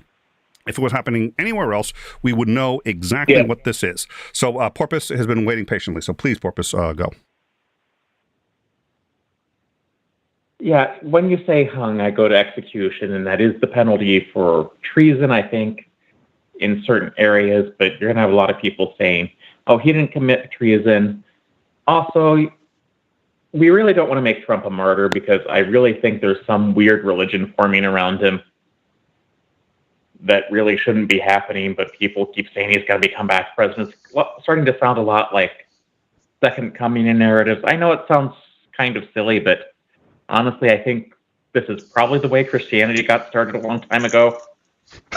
Yeah, you may not. That's a good point. And just one more thing. Well, let's let her finish. Because I cut her off, but I to agree. I do want to let Porpoise finish. I just cut her off because I was like, I thought that was an. I think she's right. That probably is how Christianity starts. So please finish off. Just one more thing. A lot of the problem with this is we have people who will not accept valid information.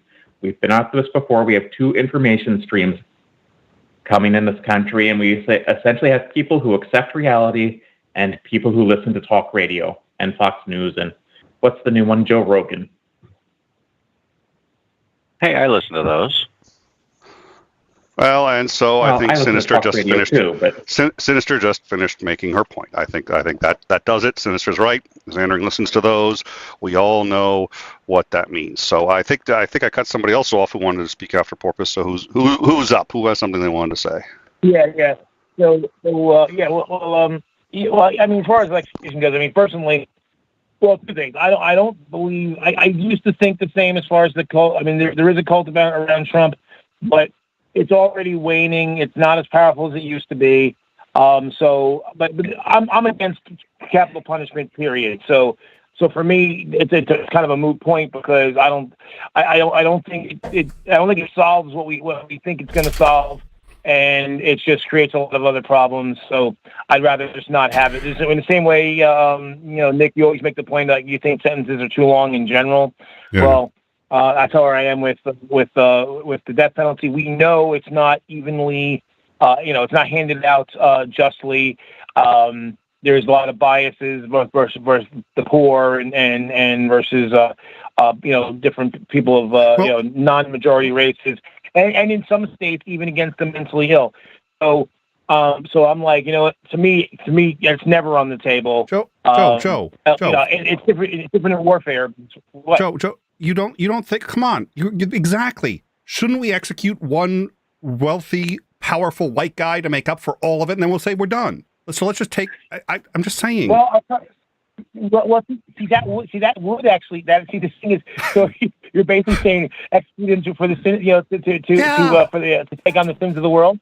Well, no. Really for his sins, but if it'll get you to come on board, and besides, what I had said was, just at least dangle it in front of them. Just say, oh, by the way, this is a capital crime. We're just letting you know. I honestly have no desire to see him executed. I don't have any desire to see anybody executed. Well, Well, and the other thing, Porpoise is right that people will argue that it's not treason, even though there's the problem of there's the colloquial meaning of treason and there's the legal meaning of treason. Certainly by the colloquial meaning of treason, he didn't take up arms, but he effectively tried to knock the government over. Actually, well, he got people to basically take up arms on his behalf. So he did. But it's one of those distinctions that it would probably be a lot harder to prove on a legal basis, and it's not even that important. The important thing is he gets convicted for all the shit that he did and goes up the river for a long time. All right, let me interrupt. Which is at his advanced age and poor health, wouldn't be that all that long anyway. And let me interrupt at the same time while we had you. While we had, and I'd love to hear it, Porpoise. While we had you, Serious Joe on hold, we did have a $10 super chat. I want to make sure we get to that. Native Atheist $10. Thank you so much. As you guys all know, this takes a lot of time and effort, and really appreciate the support of that show. There's other ways to do it if you can't or don't want to super chat. Like and subscribe. That really helps out. Come join us on the Discord and see where we get our information from, see our sources, and just participate. We'd love to see you there. But Native Atheist, you've been around for a while, always supported the show. We really appreciate it. Thank you very much. But I also know everyone wants to not listen to me thanking people. I'm going to do it, but they don't want to hear that. They want to hear what people have to say. So Porpoise, please, what's your question? I'm just going to ask Joe this question with that one statement that seems, admittedly, this confirmation might bias, but I'm guessing Joe doesn't live in a smaller community in a red state if he thinks the Trump cult is on the wane. I don't live well, we do have such areas in New Jersey, but I don't live in them. But the thing is I'm looking at other sources that are looking at the big picture and not looking at the small picture. The small picture is any one community is a small picture, whether it's a rural community or an urban one. But when you look at the overall picture, there are a lot of people that have moved on from Trump, and that's actually the bigger problem. Is that basically if Trumpism basically has metastasized itself into the GOP. That's way more important than whether certain people view him like a Jesus-like figure. Well, and I think, frankly, please. The idea of that, he's going to turn into a martyr and draw all this stuff, it rarely ever happens. So if you look at various political assassinations, it's very rare for any of that stuff to last to any degree. There have been some examples, not like it's never happened, but it's not the norm. I think nothing about Trump has been normal. I'm gonna. Yeah, that's true. Nothing about Trump has been normal. That's a good point. But also the other thing is, and Trump, it is almost a mythical Christ-like figure, and there are people who are really equating him to it. It's a little scary. I think what Pat said last night, I think is what I suspect and what makes the most sense to me, which is you are going to start to see a lot peeling off, just like Joe said. But there will be a core that remains, and they will become more. What's the term? Radicalized, and they will probably become violent. So I think I actually agree with both of you. I think what we're going to see is a stronger core develop, and everybody outside of that core is going to fall off and say, "Oh, that was a bad idea. I wonder what's on the Late Show tonight." Yes. What really is important is that what happens as that core solidifies, which shrinks but solidifies. Does the GOP continue to tilt nipple to them, or does it move away? Moves away, then the good part is, and then I'd like to see a sane GOP again. I don't like much of conservatism, but I think it's not healthy to not have a functioning second major party. So I'd like to see them act like human beings and all that. But so I just think that we're in a weird spot right now, and at least if the GOP becomes sane, at least then it'll be both of us against the nutbags. Well, yeah. Well, I think most people who understand how these systems work believe in having an opposition party at a minimum. I think two parties is actually insufficient and will ultimately fail. Either we create a third party, or this country will fail. But at a minimum, you do need an opposition party, and I think that's why we have an opposition. The justice system is an adversarial system. There's a reason for that. So, but we just passed this. I am going to quote this here. It's Sam Samishi. So say just one. I'm telling you, we eat just one billionaire, and the rest will fall in line. So thank you, Titan. That was delightful. Yeah, I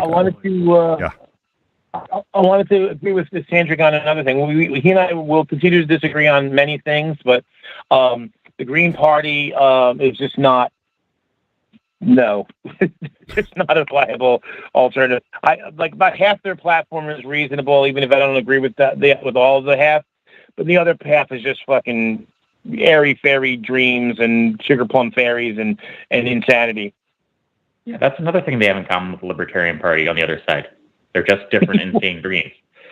Well, yes, I totally agree with you. Portrait, and I've said for years that they're two sides of the same bubble-headed coin.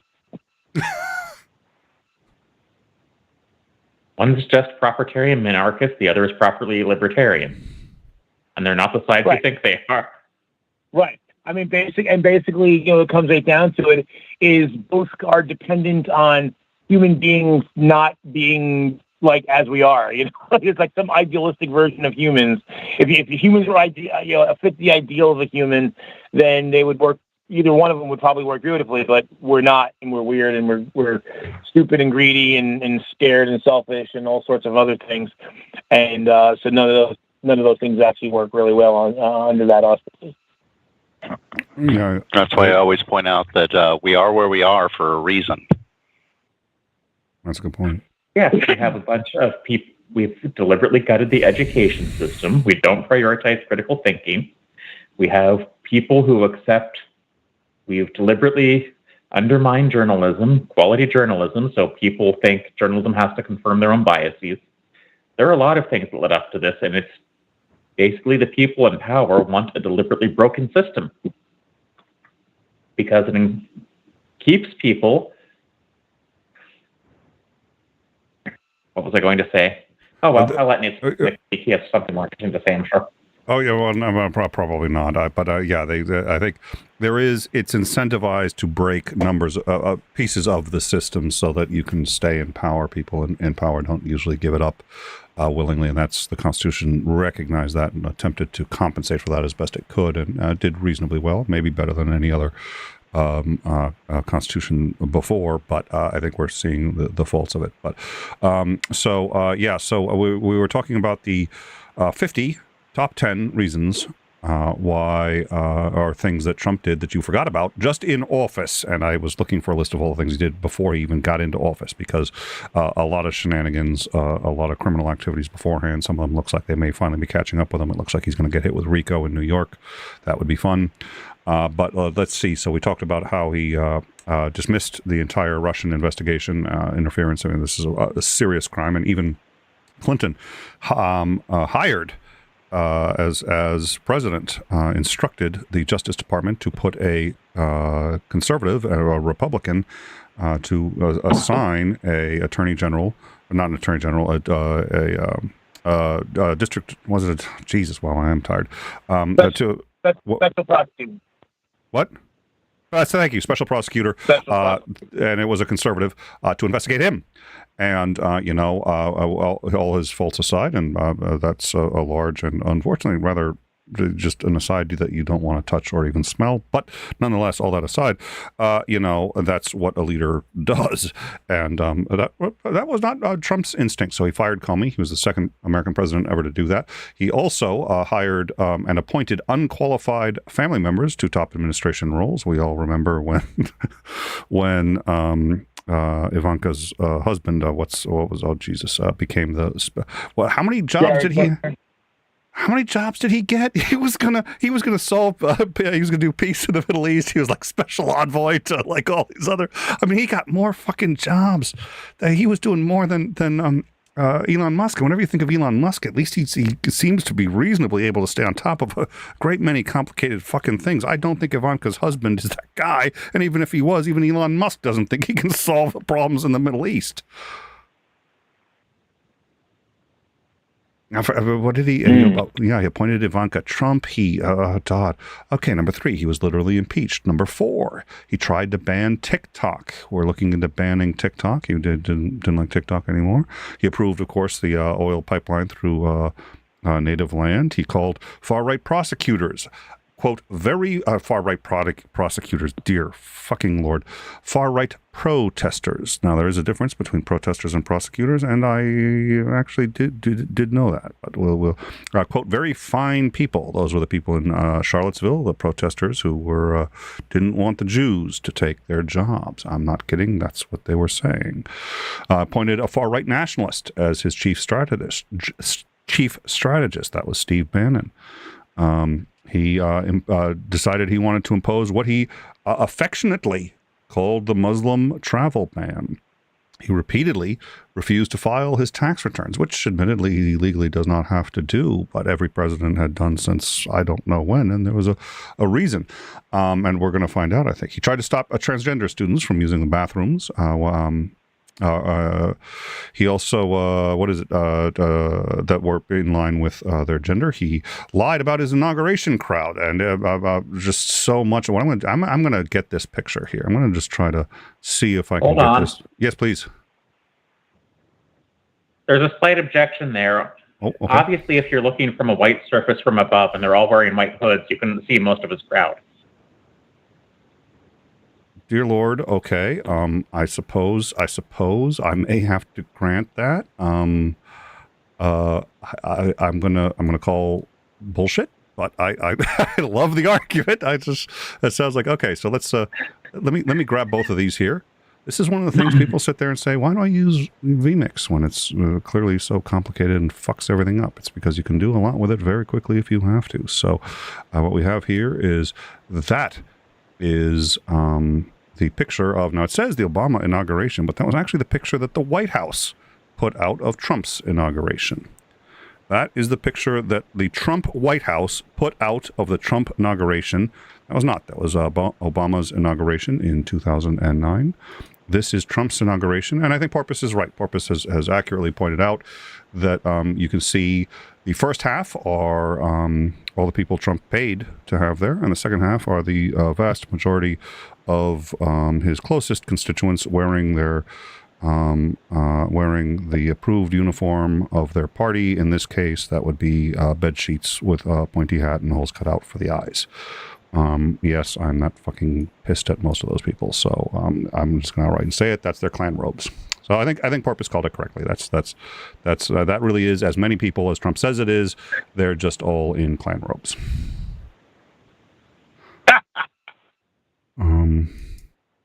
All right. So let's see. He also repeatedly called Elizabeth Warren Pocahontas, in addition to disgracing John McCain, saying that he preferred people who weren't captured, and called them heroes, not people who were the sons of admirals in the Navy who were told that they could be released and instead stayed to be tortured by the Viet Cong, have his bones broken, have his skin burned, rather than come home and be free because his father was an admiral in the Navy, and he stayed not because he wanted to be tortured, but because there were other people who were not sons of admirals, and he was not going to go home when they couldn't.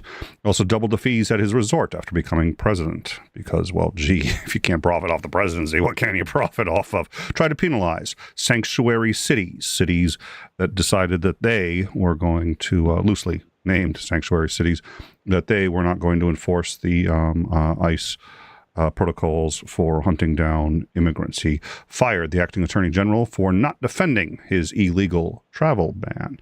He tried to buy Greenland, which was, I guess he wanted to swap Puerto Rico from Greenland because obviously we don't want anyone who can speak Spanish in this country. That's we all know the troubles they cause. So let's see. I'm up to 16 of the top 10 of the 55 top 10 things that you didn't remember Trump did. So before I go on, was there anyone wanted to say about any of those or anything else that we've been discussing? Maybe I'll also check just in case somebody else. No other callers. So please. Anything else? Yeah, I like presidents who don't try to commit a self coup. Yeah, I like presidents who don't get impeached twice. I mean, that's a high bar nowadays. It's a high bar. Yeah, 50% of all the impeachments in this country's history. 50% of the impeachments in this country happened to Donald Trump. Oh, and they failed. Wait, weren't there 5? No, wait, Nixon was impeached. Never mind. No, Nixon wasn't. The Puerto Rico for Greenland. I'm glad he's not racist. I'd hate to see what Trump would be like if he were. Told police officers to rough up their suspects, saying that would, lower crime and make for a better, quote, when you guys pull somebody in the car, when you guys put somebody in the car and they're protecting their head, by the way they put their hand over the head as you're putting the suspect in the car, like, don't hit your head, and they think you've just killed somebody, don't hit their head. I say, you can take your hand away, okay? Donald Trump. My favorite was, everyone knows, let's go ahead and kill the families of terrorists, their mothers, their children, ostensibly, which, I don't think ran through his head. And I think if it had, I don't think he'd have changed his mind about what he said. Doubled down on not being too nice and said that, on Twitter said that the cops were being too nice on suspects. Suffolk County PD reiterated that they had strict rules and procedures for the handling of prisoners and would not tolerate violations of those rules. As a department, they do not tolerate the roughing up of prisoners. That's the Suffolk County PD responding to prompting from the chief law enforcement officer, the head of the executive branch, saying that we should be roughing up prisoners. He invited 3 million illegal voters to explain, he invented 3 million illegal voters to explain why Hillary Clinton had won the popular vote. So let's see. Yeah, Jesus. When the Trump Hotel Organization received $60,000 for hosting an event in Kuwait, he never divested his business interests, which means that when he held an event in Kuwait to celebrate their national day, it was held at Trump Washington International, and profited directly off of that. Yeah, Jake Forty is correct. That's thank you. Presidential impeachments, of course, you can impeach any official, and we have judges impeached and members of Congress even being impeached all the time. So it's correct. It's presidential impeachments. Thank you for the correction. So Trump's solution said that. Let's see. Oh no, that was the other. No, okay. Oh, no, I'll get into that one because I'm not even... he attacked McCain as a loser, said that he was a loser because he got caught. And we all know heroes and patriots never get caught by the Viet Cong. Oh, I love this guy. Jesus. Let's see. And then I'll do one more, and then we'll see if anyone has anything that they want to say on. He told a sheriff to destroy, quote, destroy the career of a senator who opposed police officers being able to seize assets in... 2017, he joked about destroying the career of a Texas senator who wanted to crack down on asset forfeiture, which we've talked about, and we really have to do a show about. It's a horrible and devastating fucking practice. It's a really big problem, and a Texas senator, of all people, wanted to do something about it, and he was absolutely right to do it. And Trump joked that a sheriff should destroy his career. So, any thoughts on anything we've discussed so far? Well, I think you've forgotten the one good thing he did. Actually, two. Wait. Hold on. Okay, breaking news. He did one good thing. He did do a couple of good things, actually. I think it was by accident, but, even a stopped clock and so on. But, yeah, what did he do? Well, one, he did lower the corporate tax rate. That needed to be done because the U.S. has the highest one in the world. And two, at the behest of Kanye West, he implemented meaningful prison reform. You mean a presidential candidate? Presidential candidate. We do use proper labels. Presidential candidate Kanye West of the birthday party running for president in 2020. Yeah, that was not a joke. I wish that was a joke. That was not a joke. Okay, I have to disagree that lowering the corporate tax rate was a good thing because you can't just look at tax rate. You have to look at effective tax rate when you factor in all the various deductions and loopholes and everything around it. So yes, we have a higher rate, but people don't actually ever pay that rate. So and lowering the rate would be fine if we actually got rid of all the other things that the people used to get around paying the taxes, but we didn't do that. So it was actually a terrible thing. We had the highest corporate tax rate in the world. And it did keep businesses from coming here to a degree. If you don't understand the difference between the book rate and the effective rate, then it's pointless to talk to you about it. Well, it's not the same thing. Well, hold on. So I think that's a valid point, is that, and we've made this point because I do often refer to the tax rate in the 60s and it being at a 93% marginal tax rate. And as Andrew has pointed out accurately, that while that is in fact what it was, and I do stand by the fact that we can afford to dramatically increase the marginal tax rate, it's not at 93%. It's not nowhere near it. People were not paying that, and there's a difference between what they're actually paying. And so I think, Joe, what your argument is that lowering the rate is really doesn't do anything. What you need to do is lowering the rate. I assume you would think is perfectly fine as long as you raised what they were actually paying and fixed the loopholes that got many companies to pay absolutely nothing because they're paying offshore. Yeah. Right. So if you actually got companies to pay an effective rate the same as what they pay in other countries, they'd be paying more than they pay now. I think Porpoise, you'd agree with both of those claims. I think Porpoise, I don't think we're actually on that far page here. Is that correct? Did we lose Porpoise? No, I think we still have Joe Porpoise. tends to be a little over-opinionated sometimes, but I think he might be right here. All right. Well, listen. We don't allow anybody on this show unless they're over-opinionated on at least something. That's why Xandering's here, and that's certainly why I'm here. So, and I'm sorry, I didn't mean to call you. I just said I think you might be right. Oh, yeah. You said you might, which is definitely not something we tolerate on this show. So we'll have to, talk to Joe about that in the future because just being right. This is a YouTube channel. This isn't Reuters. But okay. Thank you, Ms. Park, for that. I appreciate it. So, anything else, Joe, that you wanted to say about that? No, that's all. I mean, yeah, that's fine. That's good. We're good. All right. Xandering, you talk a lot about taxes, and certainly the corporate tax rate, I know, is something that you've talked about. What are your thoughts?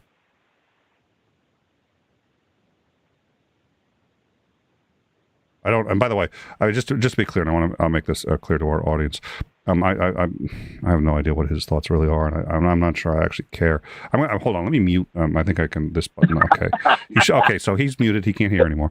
I don't honestly care what his thoughts are, but we have to have. This is like quote fair balance. So we have to have a conservative on here. And Xandering just called in one day. I was just like, "Who's this?" He's like, "I'm Xandering." I was like, "Okay, I'm a really smart guy." I was like, "Yeah, okay, you seem smart. So what?" He's just like, "Oh, I'm a conservative." I was like, "You're on the show." So, is Xandering? Are you still there? All right, I'm going to check the other thing, see if we still have a connection with him. Everybody's connected. That's the other thing I do like about vMix, is we can bring in people through. He is, but he's muted. He's muted himself, at least on this thing. I probably don't have. I don't have the ability to unmute him, which is probably wise. You don't want to unmute someone. So, I think I meant to. Oh, gee, wow! I meant to hit the headphone thing, and I think I muted him. So, yeah, I guess he may have heard that. That would be unfortunate. He's muted. We'll see how long before he fixes that, because I can't unmute him.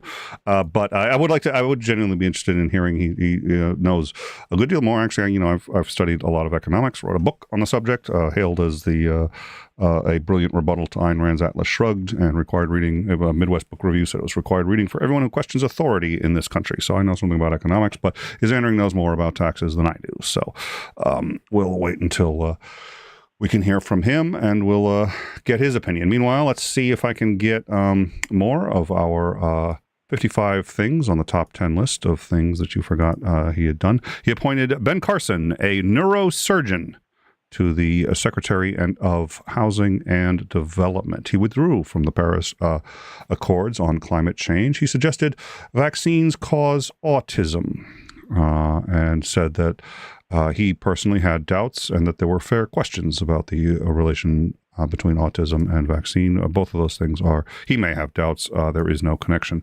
There was a study done which found a connection. That study was, by the author's own admission, a fraud. It was fake. Nobody was able to produce the results, and was thoroughly debunked. And the author explained that he did, in fact, completely fake the results. There has never been any evidence linking autism to vaccines. Well, no, that's not true. There was once evidence, and it was turned out to be a fraud. That's all. But because of that, of course, people remember most what they first hear, and they first heard that, oh my God, there's a study. And no, it's not true. And by the way, if the worst case scenario of that study had been true, vaccines, even if they did everything that study ever claimed, would still be safer than getting the disease in most cases, and certainly polio, measles, mumps, rubella, and in all of those cases. Because the worst estimation of how much autism it caused, the numbers were still less than your child would, than the likelihood of your child getting a disease if they didn't get the vaccine. He stopped funding the UN Population Fund, which supports family planning across the globe. Every 14 seconds, a child starves to death in Africa, starves to death in the hands of their mothers and or fathers. And part of that is a lack of family planning, and a part of what the Bush administration instituted. But actually, you can blame most Pope John Paul II, I think it was the second, and his campaign to basically to convert the entire country started in 1992, when he was successful enough that, because of course that was Catholicism, you don't do family planning in Catholicism. That's a big no-no. And he was successful. Congratulations. Mass starvation. And that's not the only reason, but it's, in my view, the biggest. I think it's certainly one of the biggest. Trump stopped funding for the UN, the U.S. funding for the UN Population Fund, which is astonishingly important, especially if we're going to have a sustainable planet.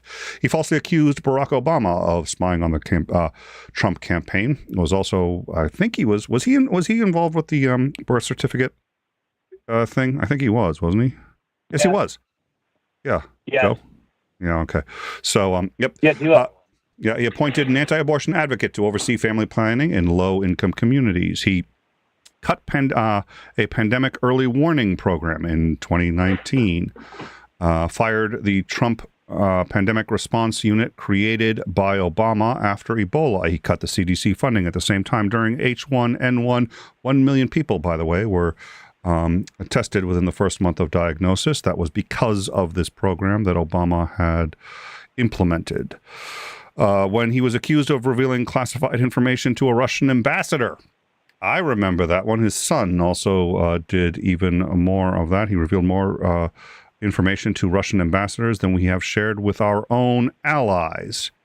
This was one U.S. official speaking to the Washington Post, that he revealed more information to the Russian ambassador than we share with our own allies. He nominated a climate change skeptic to chair the committee advising the White House on environmental policy. He removed protective status for 59,000 Haitians, forcing them to return to Haiti by July 2019 after the earthquake there. He also did a forced deportation of Haitians in 2020 during the pandemic and violated, actually, looks like, no, it was a human rights activists have claimed that he was in violation of human rights because he was, quote, exporting coronavirus, because none of these people were checked for coronavirus before being forcibly returned to Haiti. He also retweeted anti-Islamic videos from the deputy leader of Britain Front. Oh my God,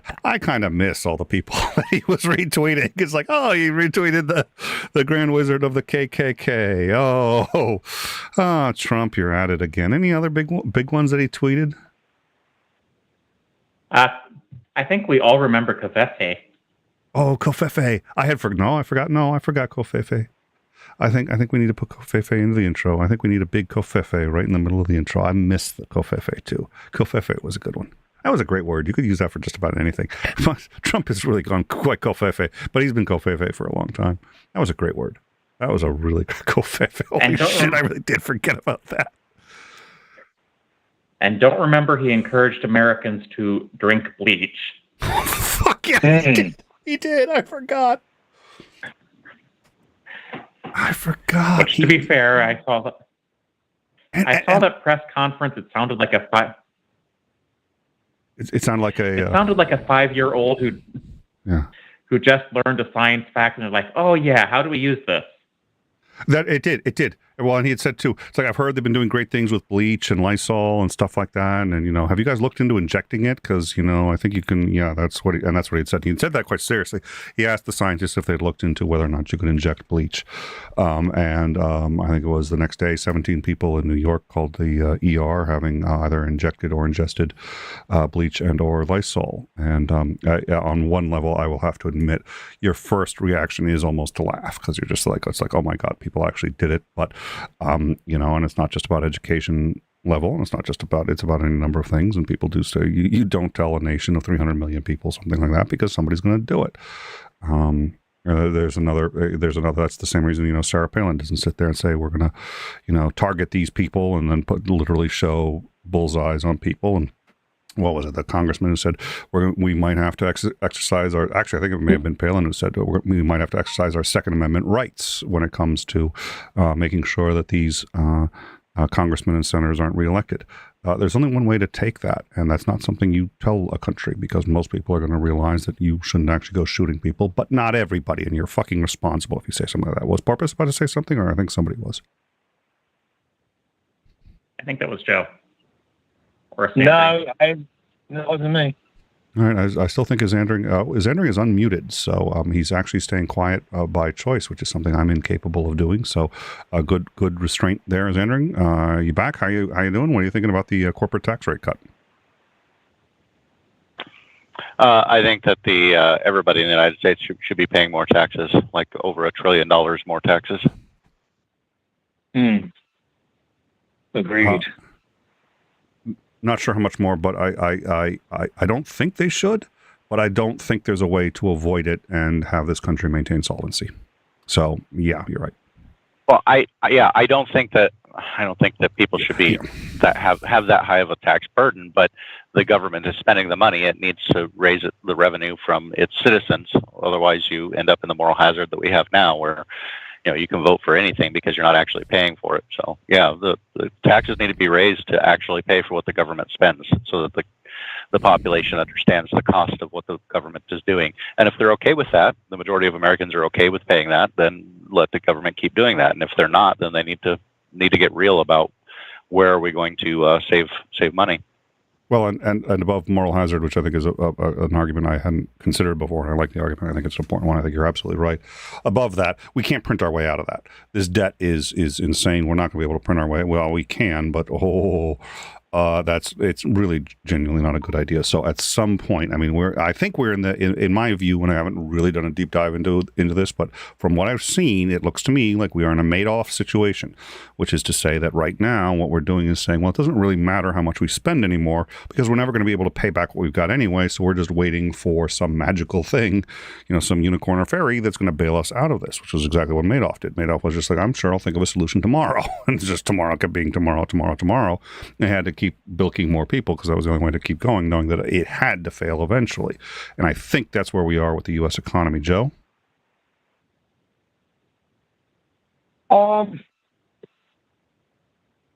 Well, I mean, it's obviously we can't continue to keep borrowing and borrowing. The problem is, the last 2 years have been very difficult, obviously, because we were kind of stuck. It's like, well, if we didn't spend the money, then the economic situation would be even worse.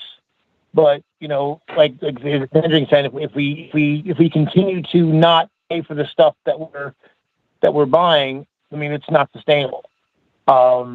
It's unfortunately it's very much out of sight, out of mind. And the other thing that pisses me off too is that like the Build Back Better. Okay, a lot of people looked at it and said, well, it's it's a lot of money over 10 years or whatever. First off, the original thing they had worked out was like $6.5 trillion, but it was over 10 years. So we're talking $650 billion. A lot of money, still less than the defense budget. And the thing is that not all spending is equal. Some spending is investment that actually has a positive return on both the economy and also sometimes a direct return. So, there have been actuaries that basically figured out, like, for every dollar spent, it was going to return a certain amount of economic activity back to the economy, which actually would have raised revenues. Even if we didn't change tax rates, it was going to actually increase tax revenue. So, and then even when it got whittled down to like 1.75 trillion, now you talk about, 175 billion a year, which is, I mean, it's a lot of money, but it's not that much really in the grand scheme of what we spend on an annual basis. And again, it has a return on investment. And this is the problem that we have. We don't seem to understand the difference between an investment and just straight up spending. And another part of the problem is that, and then this is something, maybe another thing Hendrik and I will agree on, the fact that we basically we seem to be locked into this idea that we constantly have to have an adversary, so that we spend a ridiculous amount of money on the military.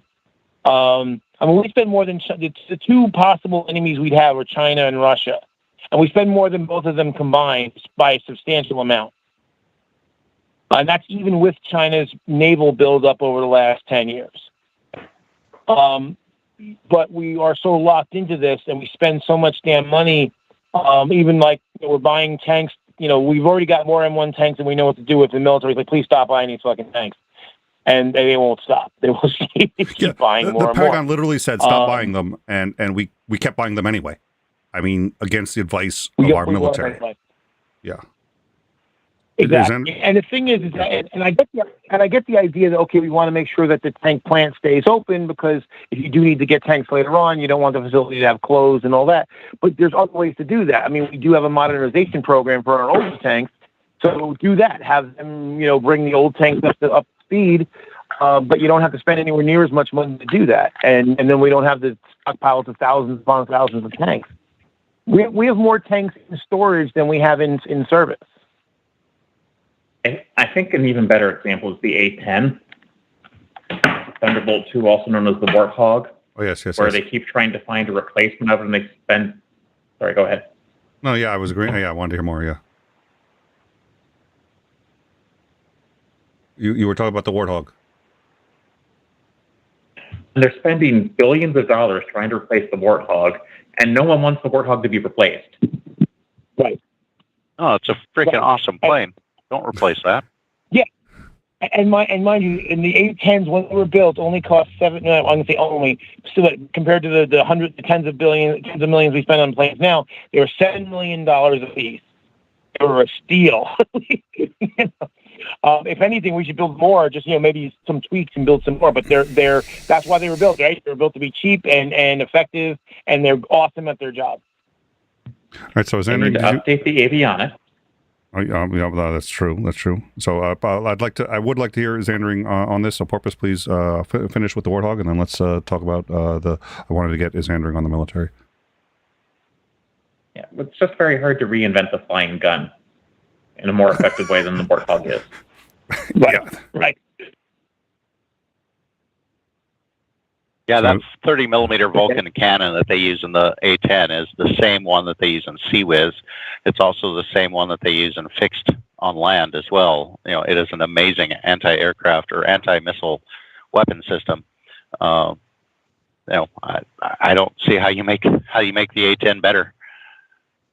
So, but I think you and I had spoken about the military yesterday and the day before, and I think your position, if I recall accurately, is that yes, you agree too that our military is way overextended, way too expensive, and we have 190 military bases, and 90% of all of the foreign military bases, that's military bases owned by a country in which is other than the state that's hosting it. 90% of those are in fact U.S. So, and I think that you agree that that's probably a bad thing.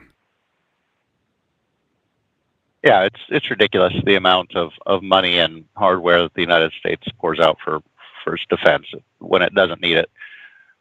I have a question. Oh yeah, and I know Porpoise wanted to talk. Let me ask this, please. Yes, okay, Joe, and then we'll yeah. No, I just wanted to say, I was going to add to what Hendrik said. The big part of the problem, too, is the way things get reported. So obviously we have the situation now with Russia, and it's very tense. But sometimes there's a lie hidden in the truth. So they said in response to Biden's speech the other day that the Russians, launched 150 ships. Well, that's misleading because they're actually counting patrol boats, like literal, what we call littoral ships, not literal, littoral, as in basically like they hang near the shore, kind of thing, ships. And patrol craft and torpedo boat, like missile boats and like stuff like that, like not real actual ships. They wouldn't classify ships to be boats. They only have like 39 surface combatants spread around the entire world. We have more submarines than them. We have more ships of every type than them. We have more destroyers than they have ships. Than actual things would count as an actual ship. But the way it was reported, it's like, oh my God, there's 150 ships. No, it's not. That was misleading. So that's what scared people into thinking, we still need to have this giant military. The U.S. is the #1 arms exporter on the planet. We make and sell more weapons than any other country in the world. We sell these weapons to countries like Saudi Arabia, who use these weapons to oppress their people, and we often fund both sides of a conflict. And it's not something we advertise. Our second biggest export is Hollywood, entertainment, and sort of the Hollywood industry. But our biggest is guns. How much of this, and I want to go straight to Porpoise, because I think Porpoise had something lined up on the previous one, so I want to get this out there. Well, you may on this one, so I want to go to Porpoise. If Porpoise has nothing, but let's go to Porpoise. But I did want to dovetail this into it, which is there a possibility that they're including foreign arms sales and the ability to sell these things to other people, especially if we have a surplus, and also if we're trying to develop other weapon systems, a superior Warthog, other ways to do this, that we're doing this not for our own defense, but actually because the people who are paying for this are seeing in this budget actually an investment, because maybe we can come up with a brand new weapon system that we can sell to somebody else. So let's start with Porpoise, and if she has anything to say, great, and otherwise we'll just continue around the horn here. I really don't have anything to say on this. Mm-hmm. Now, for information technology or computer science, I might. All right. Well, okay. Well, let's. Is entering Joe? Either of you guys have anything you want to say on either that? I think we may be done on the other one, but on either that, or and we can go forward. I have a couple more of the 55 top 10 things that Trump did that we forgot about. Let Sandra go, and Sandra go before me. Henry? Yeah. I think that we need to reduce the amount of that we're spending on military. We don't need to be exporting quite so much weaponry, because ostensibly we'd like to have more peace in the region, and we're enabling opposition parties to continue conflicts that would otherwise have to end because they would be, run out of weaponry to fight each other. And we should be looking more into the future of conflict, which I believe is going to take far more place in cyberspace, and I think we're falling behind in that. And you don't need, aircraft carriers and F-18s and tanks to fight that war. We're actually further ahead of that than you might think, because... Sorry, go ahead. I know Porpoise has something to say about that, because I've heard her say that, and I want to hear that. So let's we'll have Joe go, then Porpoise. But before we do that, what I'm thinking is we're probably actually going to wrap this up in about 15 or 20 minutes. I probably won't finish the list, but that's okay. I think we all know, but I do want to hear from everybody. So we'll finish that. We don't have any more callers in queue. I think we'll be taking calls for maybe another 5 minutes. If anybody else wants to call in, the number is in the description, in the title, and I think, as I've been told, the other links are not working. So you'll just basically have to call in. The Teams link doesn't may or may not work. I don't know. It appears to be dead. It doesn't. Okay, it doesn't. So, and I can't put the direct link into the live chat because it's over 500 characters, which is what I hate about Teams. But at any rate, so we'll go. We'll let Joe finish that. We'll have Porpoise tell us a bit about American cybersecurity, because that is an area in which she is well versed, and then we'll maybe continue a bit on this list, and then we'll start to wrap it up. So, Joe, you were saying. Yeah, I mean, yes, what we do, the way we drum up our own, business for our own military does spill over to other places. And the funny thing, I think it's like Costa Rica doesn't even have a military anymore because they don't need it. I mean, you think about it. If you're peaceful, friendly relations with your neighbors, what do you need a military for? You need a police force. You fire that. Maybe like a National Guard, just in case. You might need to keep people trained, or maybe a minimal force, just so you have a constant cycle of people who are trained on the unlikely event that something serious happens. But we, think about it. We do this not just with the military, with just everything. If you look at the way we try to get into places and then spread American industry, which, from an economic perspective makes sense. But when we do it with weapons, basically it actually destabilizes the world, and it actually is bad for overall economic activity. Future of warfare. I'll thumb wrestle you for the peninsula. I will add, Joe, that's a really great idea. I hadn't thought of that, and that's interesting, and it's been done before. It was done by Germany, which after World War I, if I recall, the number was 10,000. They were told that they couldn't have a military larger than 10,000, and they never did. They never violated that. So how did they almost conquer basically the planet?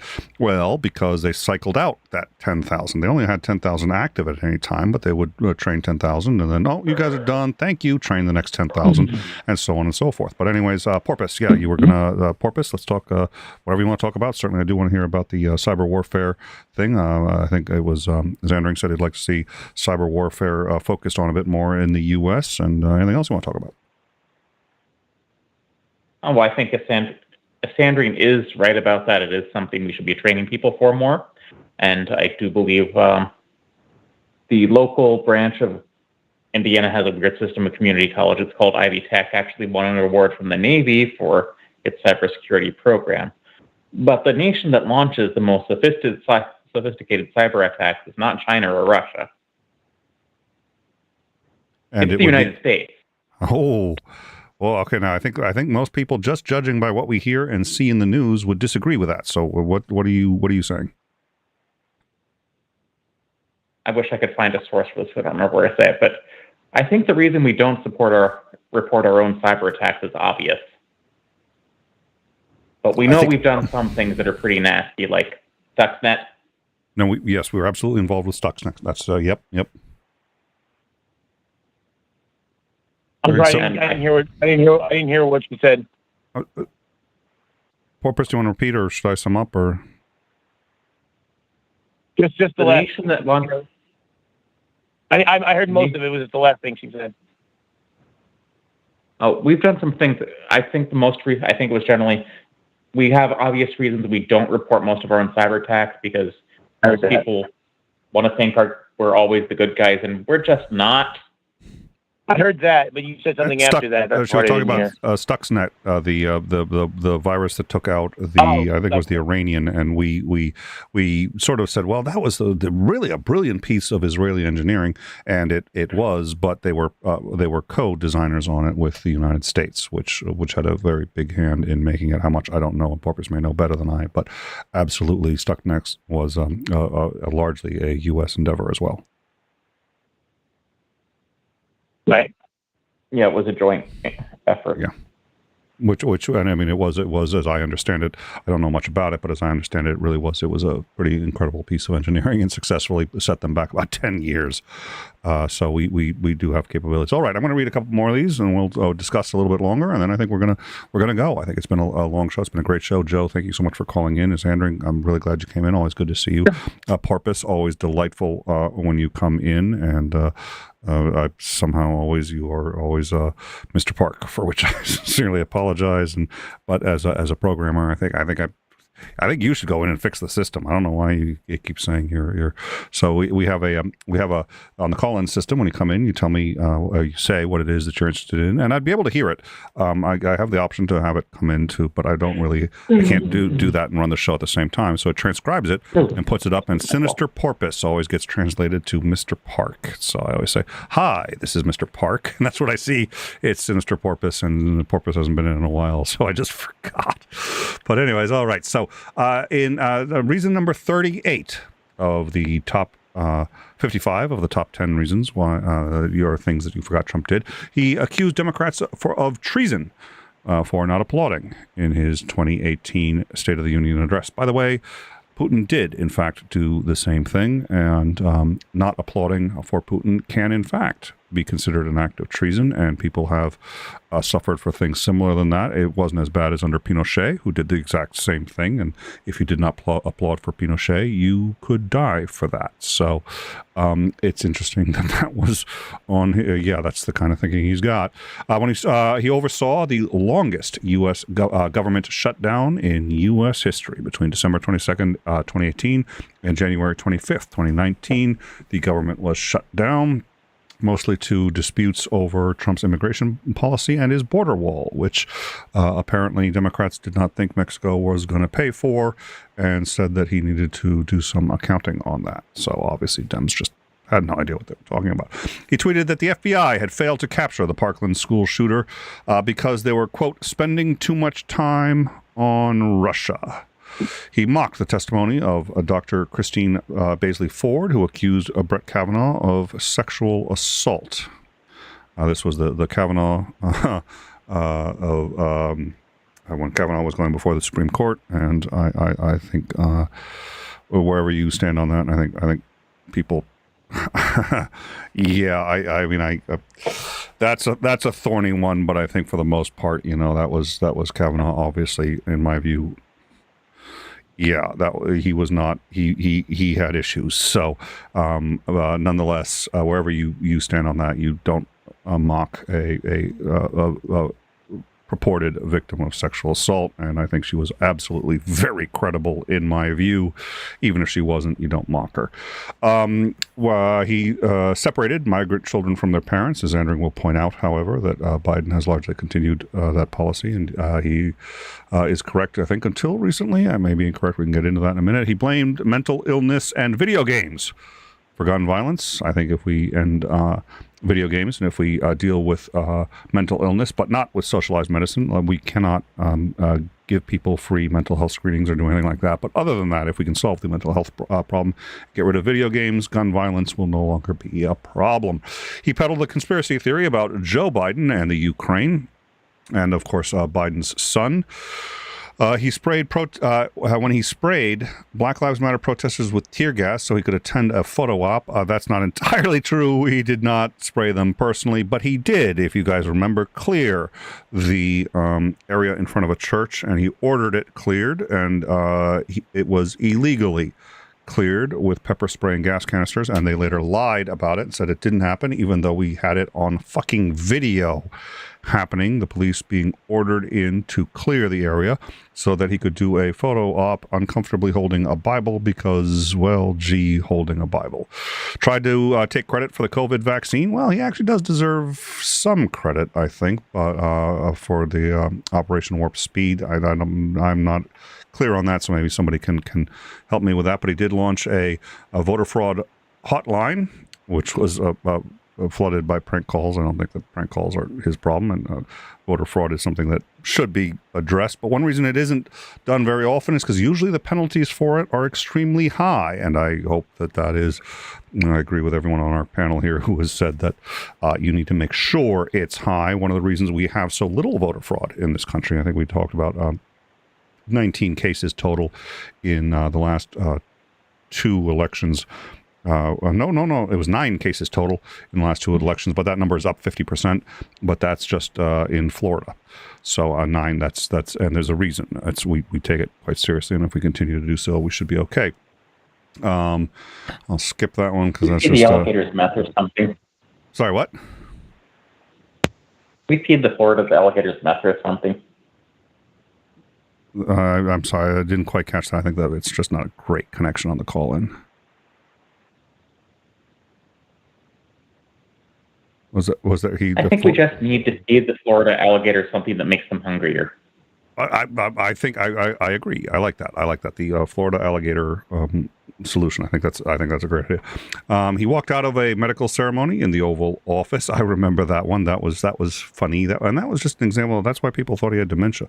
Pardoned a number of individuals, including personal friends, George Papadopoulos, who lied to the FBI, Duncan Hunter. He pardoned a number of people just for political reasons and to return favors. He delayed the signing of the COVID relief bill, just sort of for his own ego and, political reasons. He edited a video to make it look like he had won the Nobel Prize. This is the American president editing a video to make it look like he won the Nobel Prize. I remember that one too. Things you forgot. A list of the 55 top 10 things you forgot that he had done. He attacked a Republican for having a brother that doesn't exist. Brad Raffensperger said that the Republican had a brother who was working with the Russians secretly for I think it was Georgia, and he was lashing out at the end. He worked for China. He said that the agent worked for China. Problem is that brother did not exist. He asked Georgia officials, of course, to rig the election for him. We have that on audio if anybody wants to hear it. I don't think anybody cares anymore, unfortunately. He incited violence at the Capitol Hill, left 5 people dead. So that's I think that's it. I think I hit basically the list of 55 things that you had forgotten he had done. Some of those I hadn't forgotten, but at any rate, yeah, and there was a whole bunch of crazy before that. But anyways, any other thoughts? He also gave Rush Limbaugh the Presidential Medal of Freedom. Oh, for fuck's sake, he did. He really did. Well, it's like when Yasser Arafat got the Nobel Peace Prize. It's like there are some things you take an action, and after that, the award loses a lot of its meaning. Yeah, he did do that. And the Medal of Freedom to Rush Limbaugh. That is now a thing. Anyone else? Yeah. Joe, then is entering. I think you both tried at the same time. So Joe first, please. No, I don't have anything else. Is entering? Or is there anything we're gonna?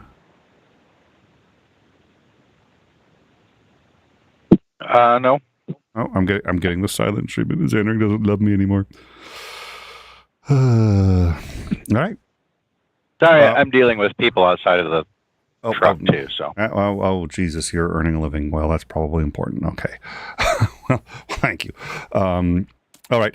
Well, I think that's. I think we're going to just about cover it. We've been live for a little while now. So we started a little later than usual, but that's why they call it After Dark. And I figured, if I started, I guess the theory was if I start it later, maybe I'll be on time. And I think I don't think I have to explain to you how that worked out. That's not a realistic expectation. So thank you all for joining us. Thank you all who called in. I'm going to double check. We didn't get any additional callers, but thank you guys for calling in. I really appreciate it. We always love hearing from you guys, and you guys really know what you're talking about and have some great opinions. So I appreciate it when you guys call.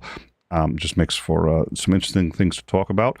And thank you all in the live chat. Thank you those who super chatted and helped support us. We're going to be also in the Discord. Anyone who wants to talk about these topics or anything else that's going on, we have areas in the Discord to discuss these things, COVID and anything else that's news related, philosophy, even education. We have all of these areas in the Discord. Come in and talk gaming. So come on in, talk to us. Also see the sources, and we have most of our citations there for the show and what's been going on. Thank you all again for joining us. Thank you those of you who joined us tonight, and we will be seeing you all on Tuesday for Overtime with Isandring and I, and Wednesday. Jesus, I got that. Yeah, you think I know the name of the shows. In Time with Isandring and I on Tuesday. Overtime, Joe and I, as we cover the week in news on Wednesday. So thank you all very much. Thank you again to our panelists, and I look forward to seeing you all on Tuesday. Good night, everyone.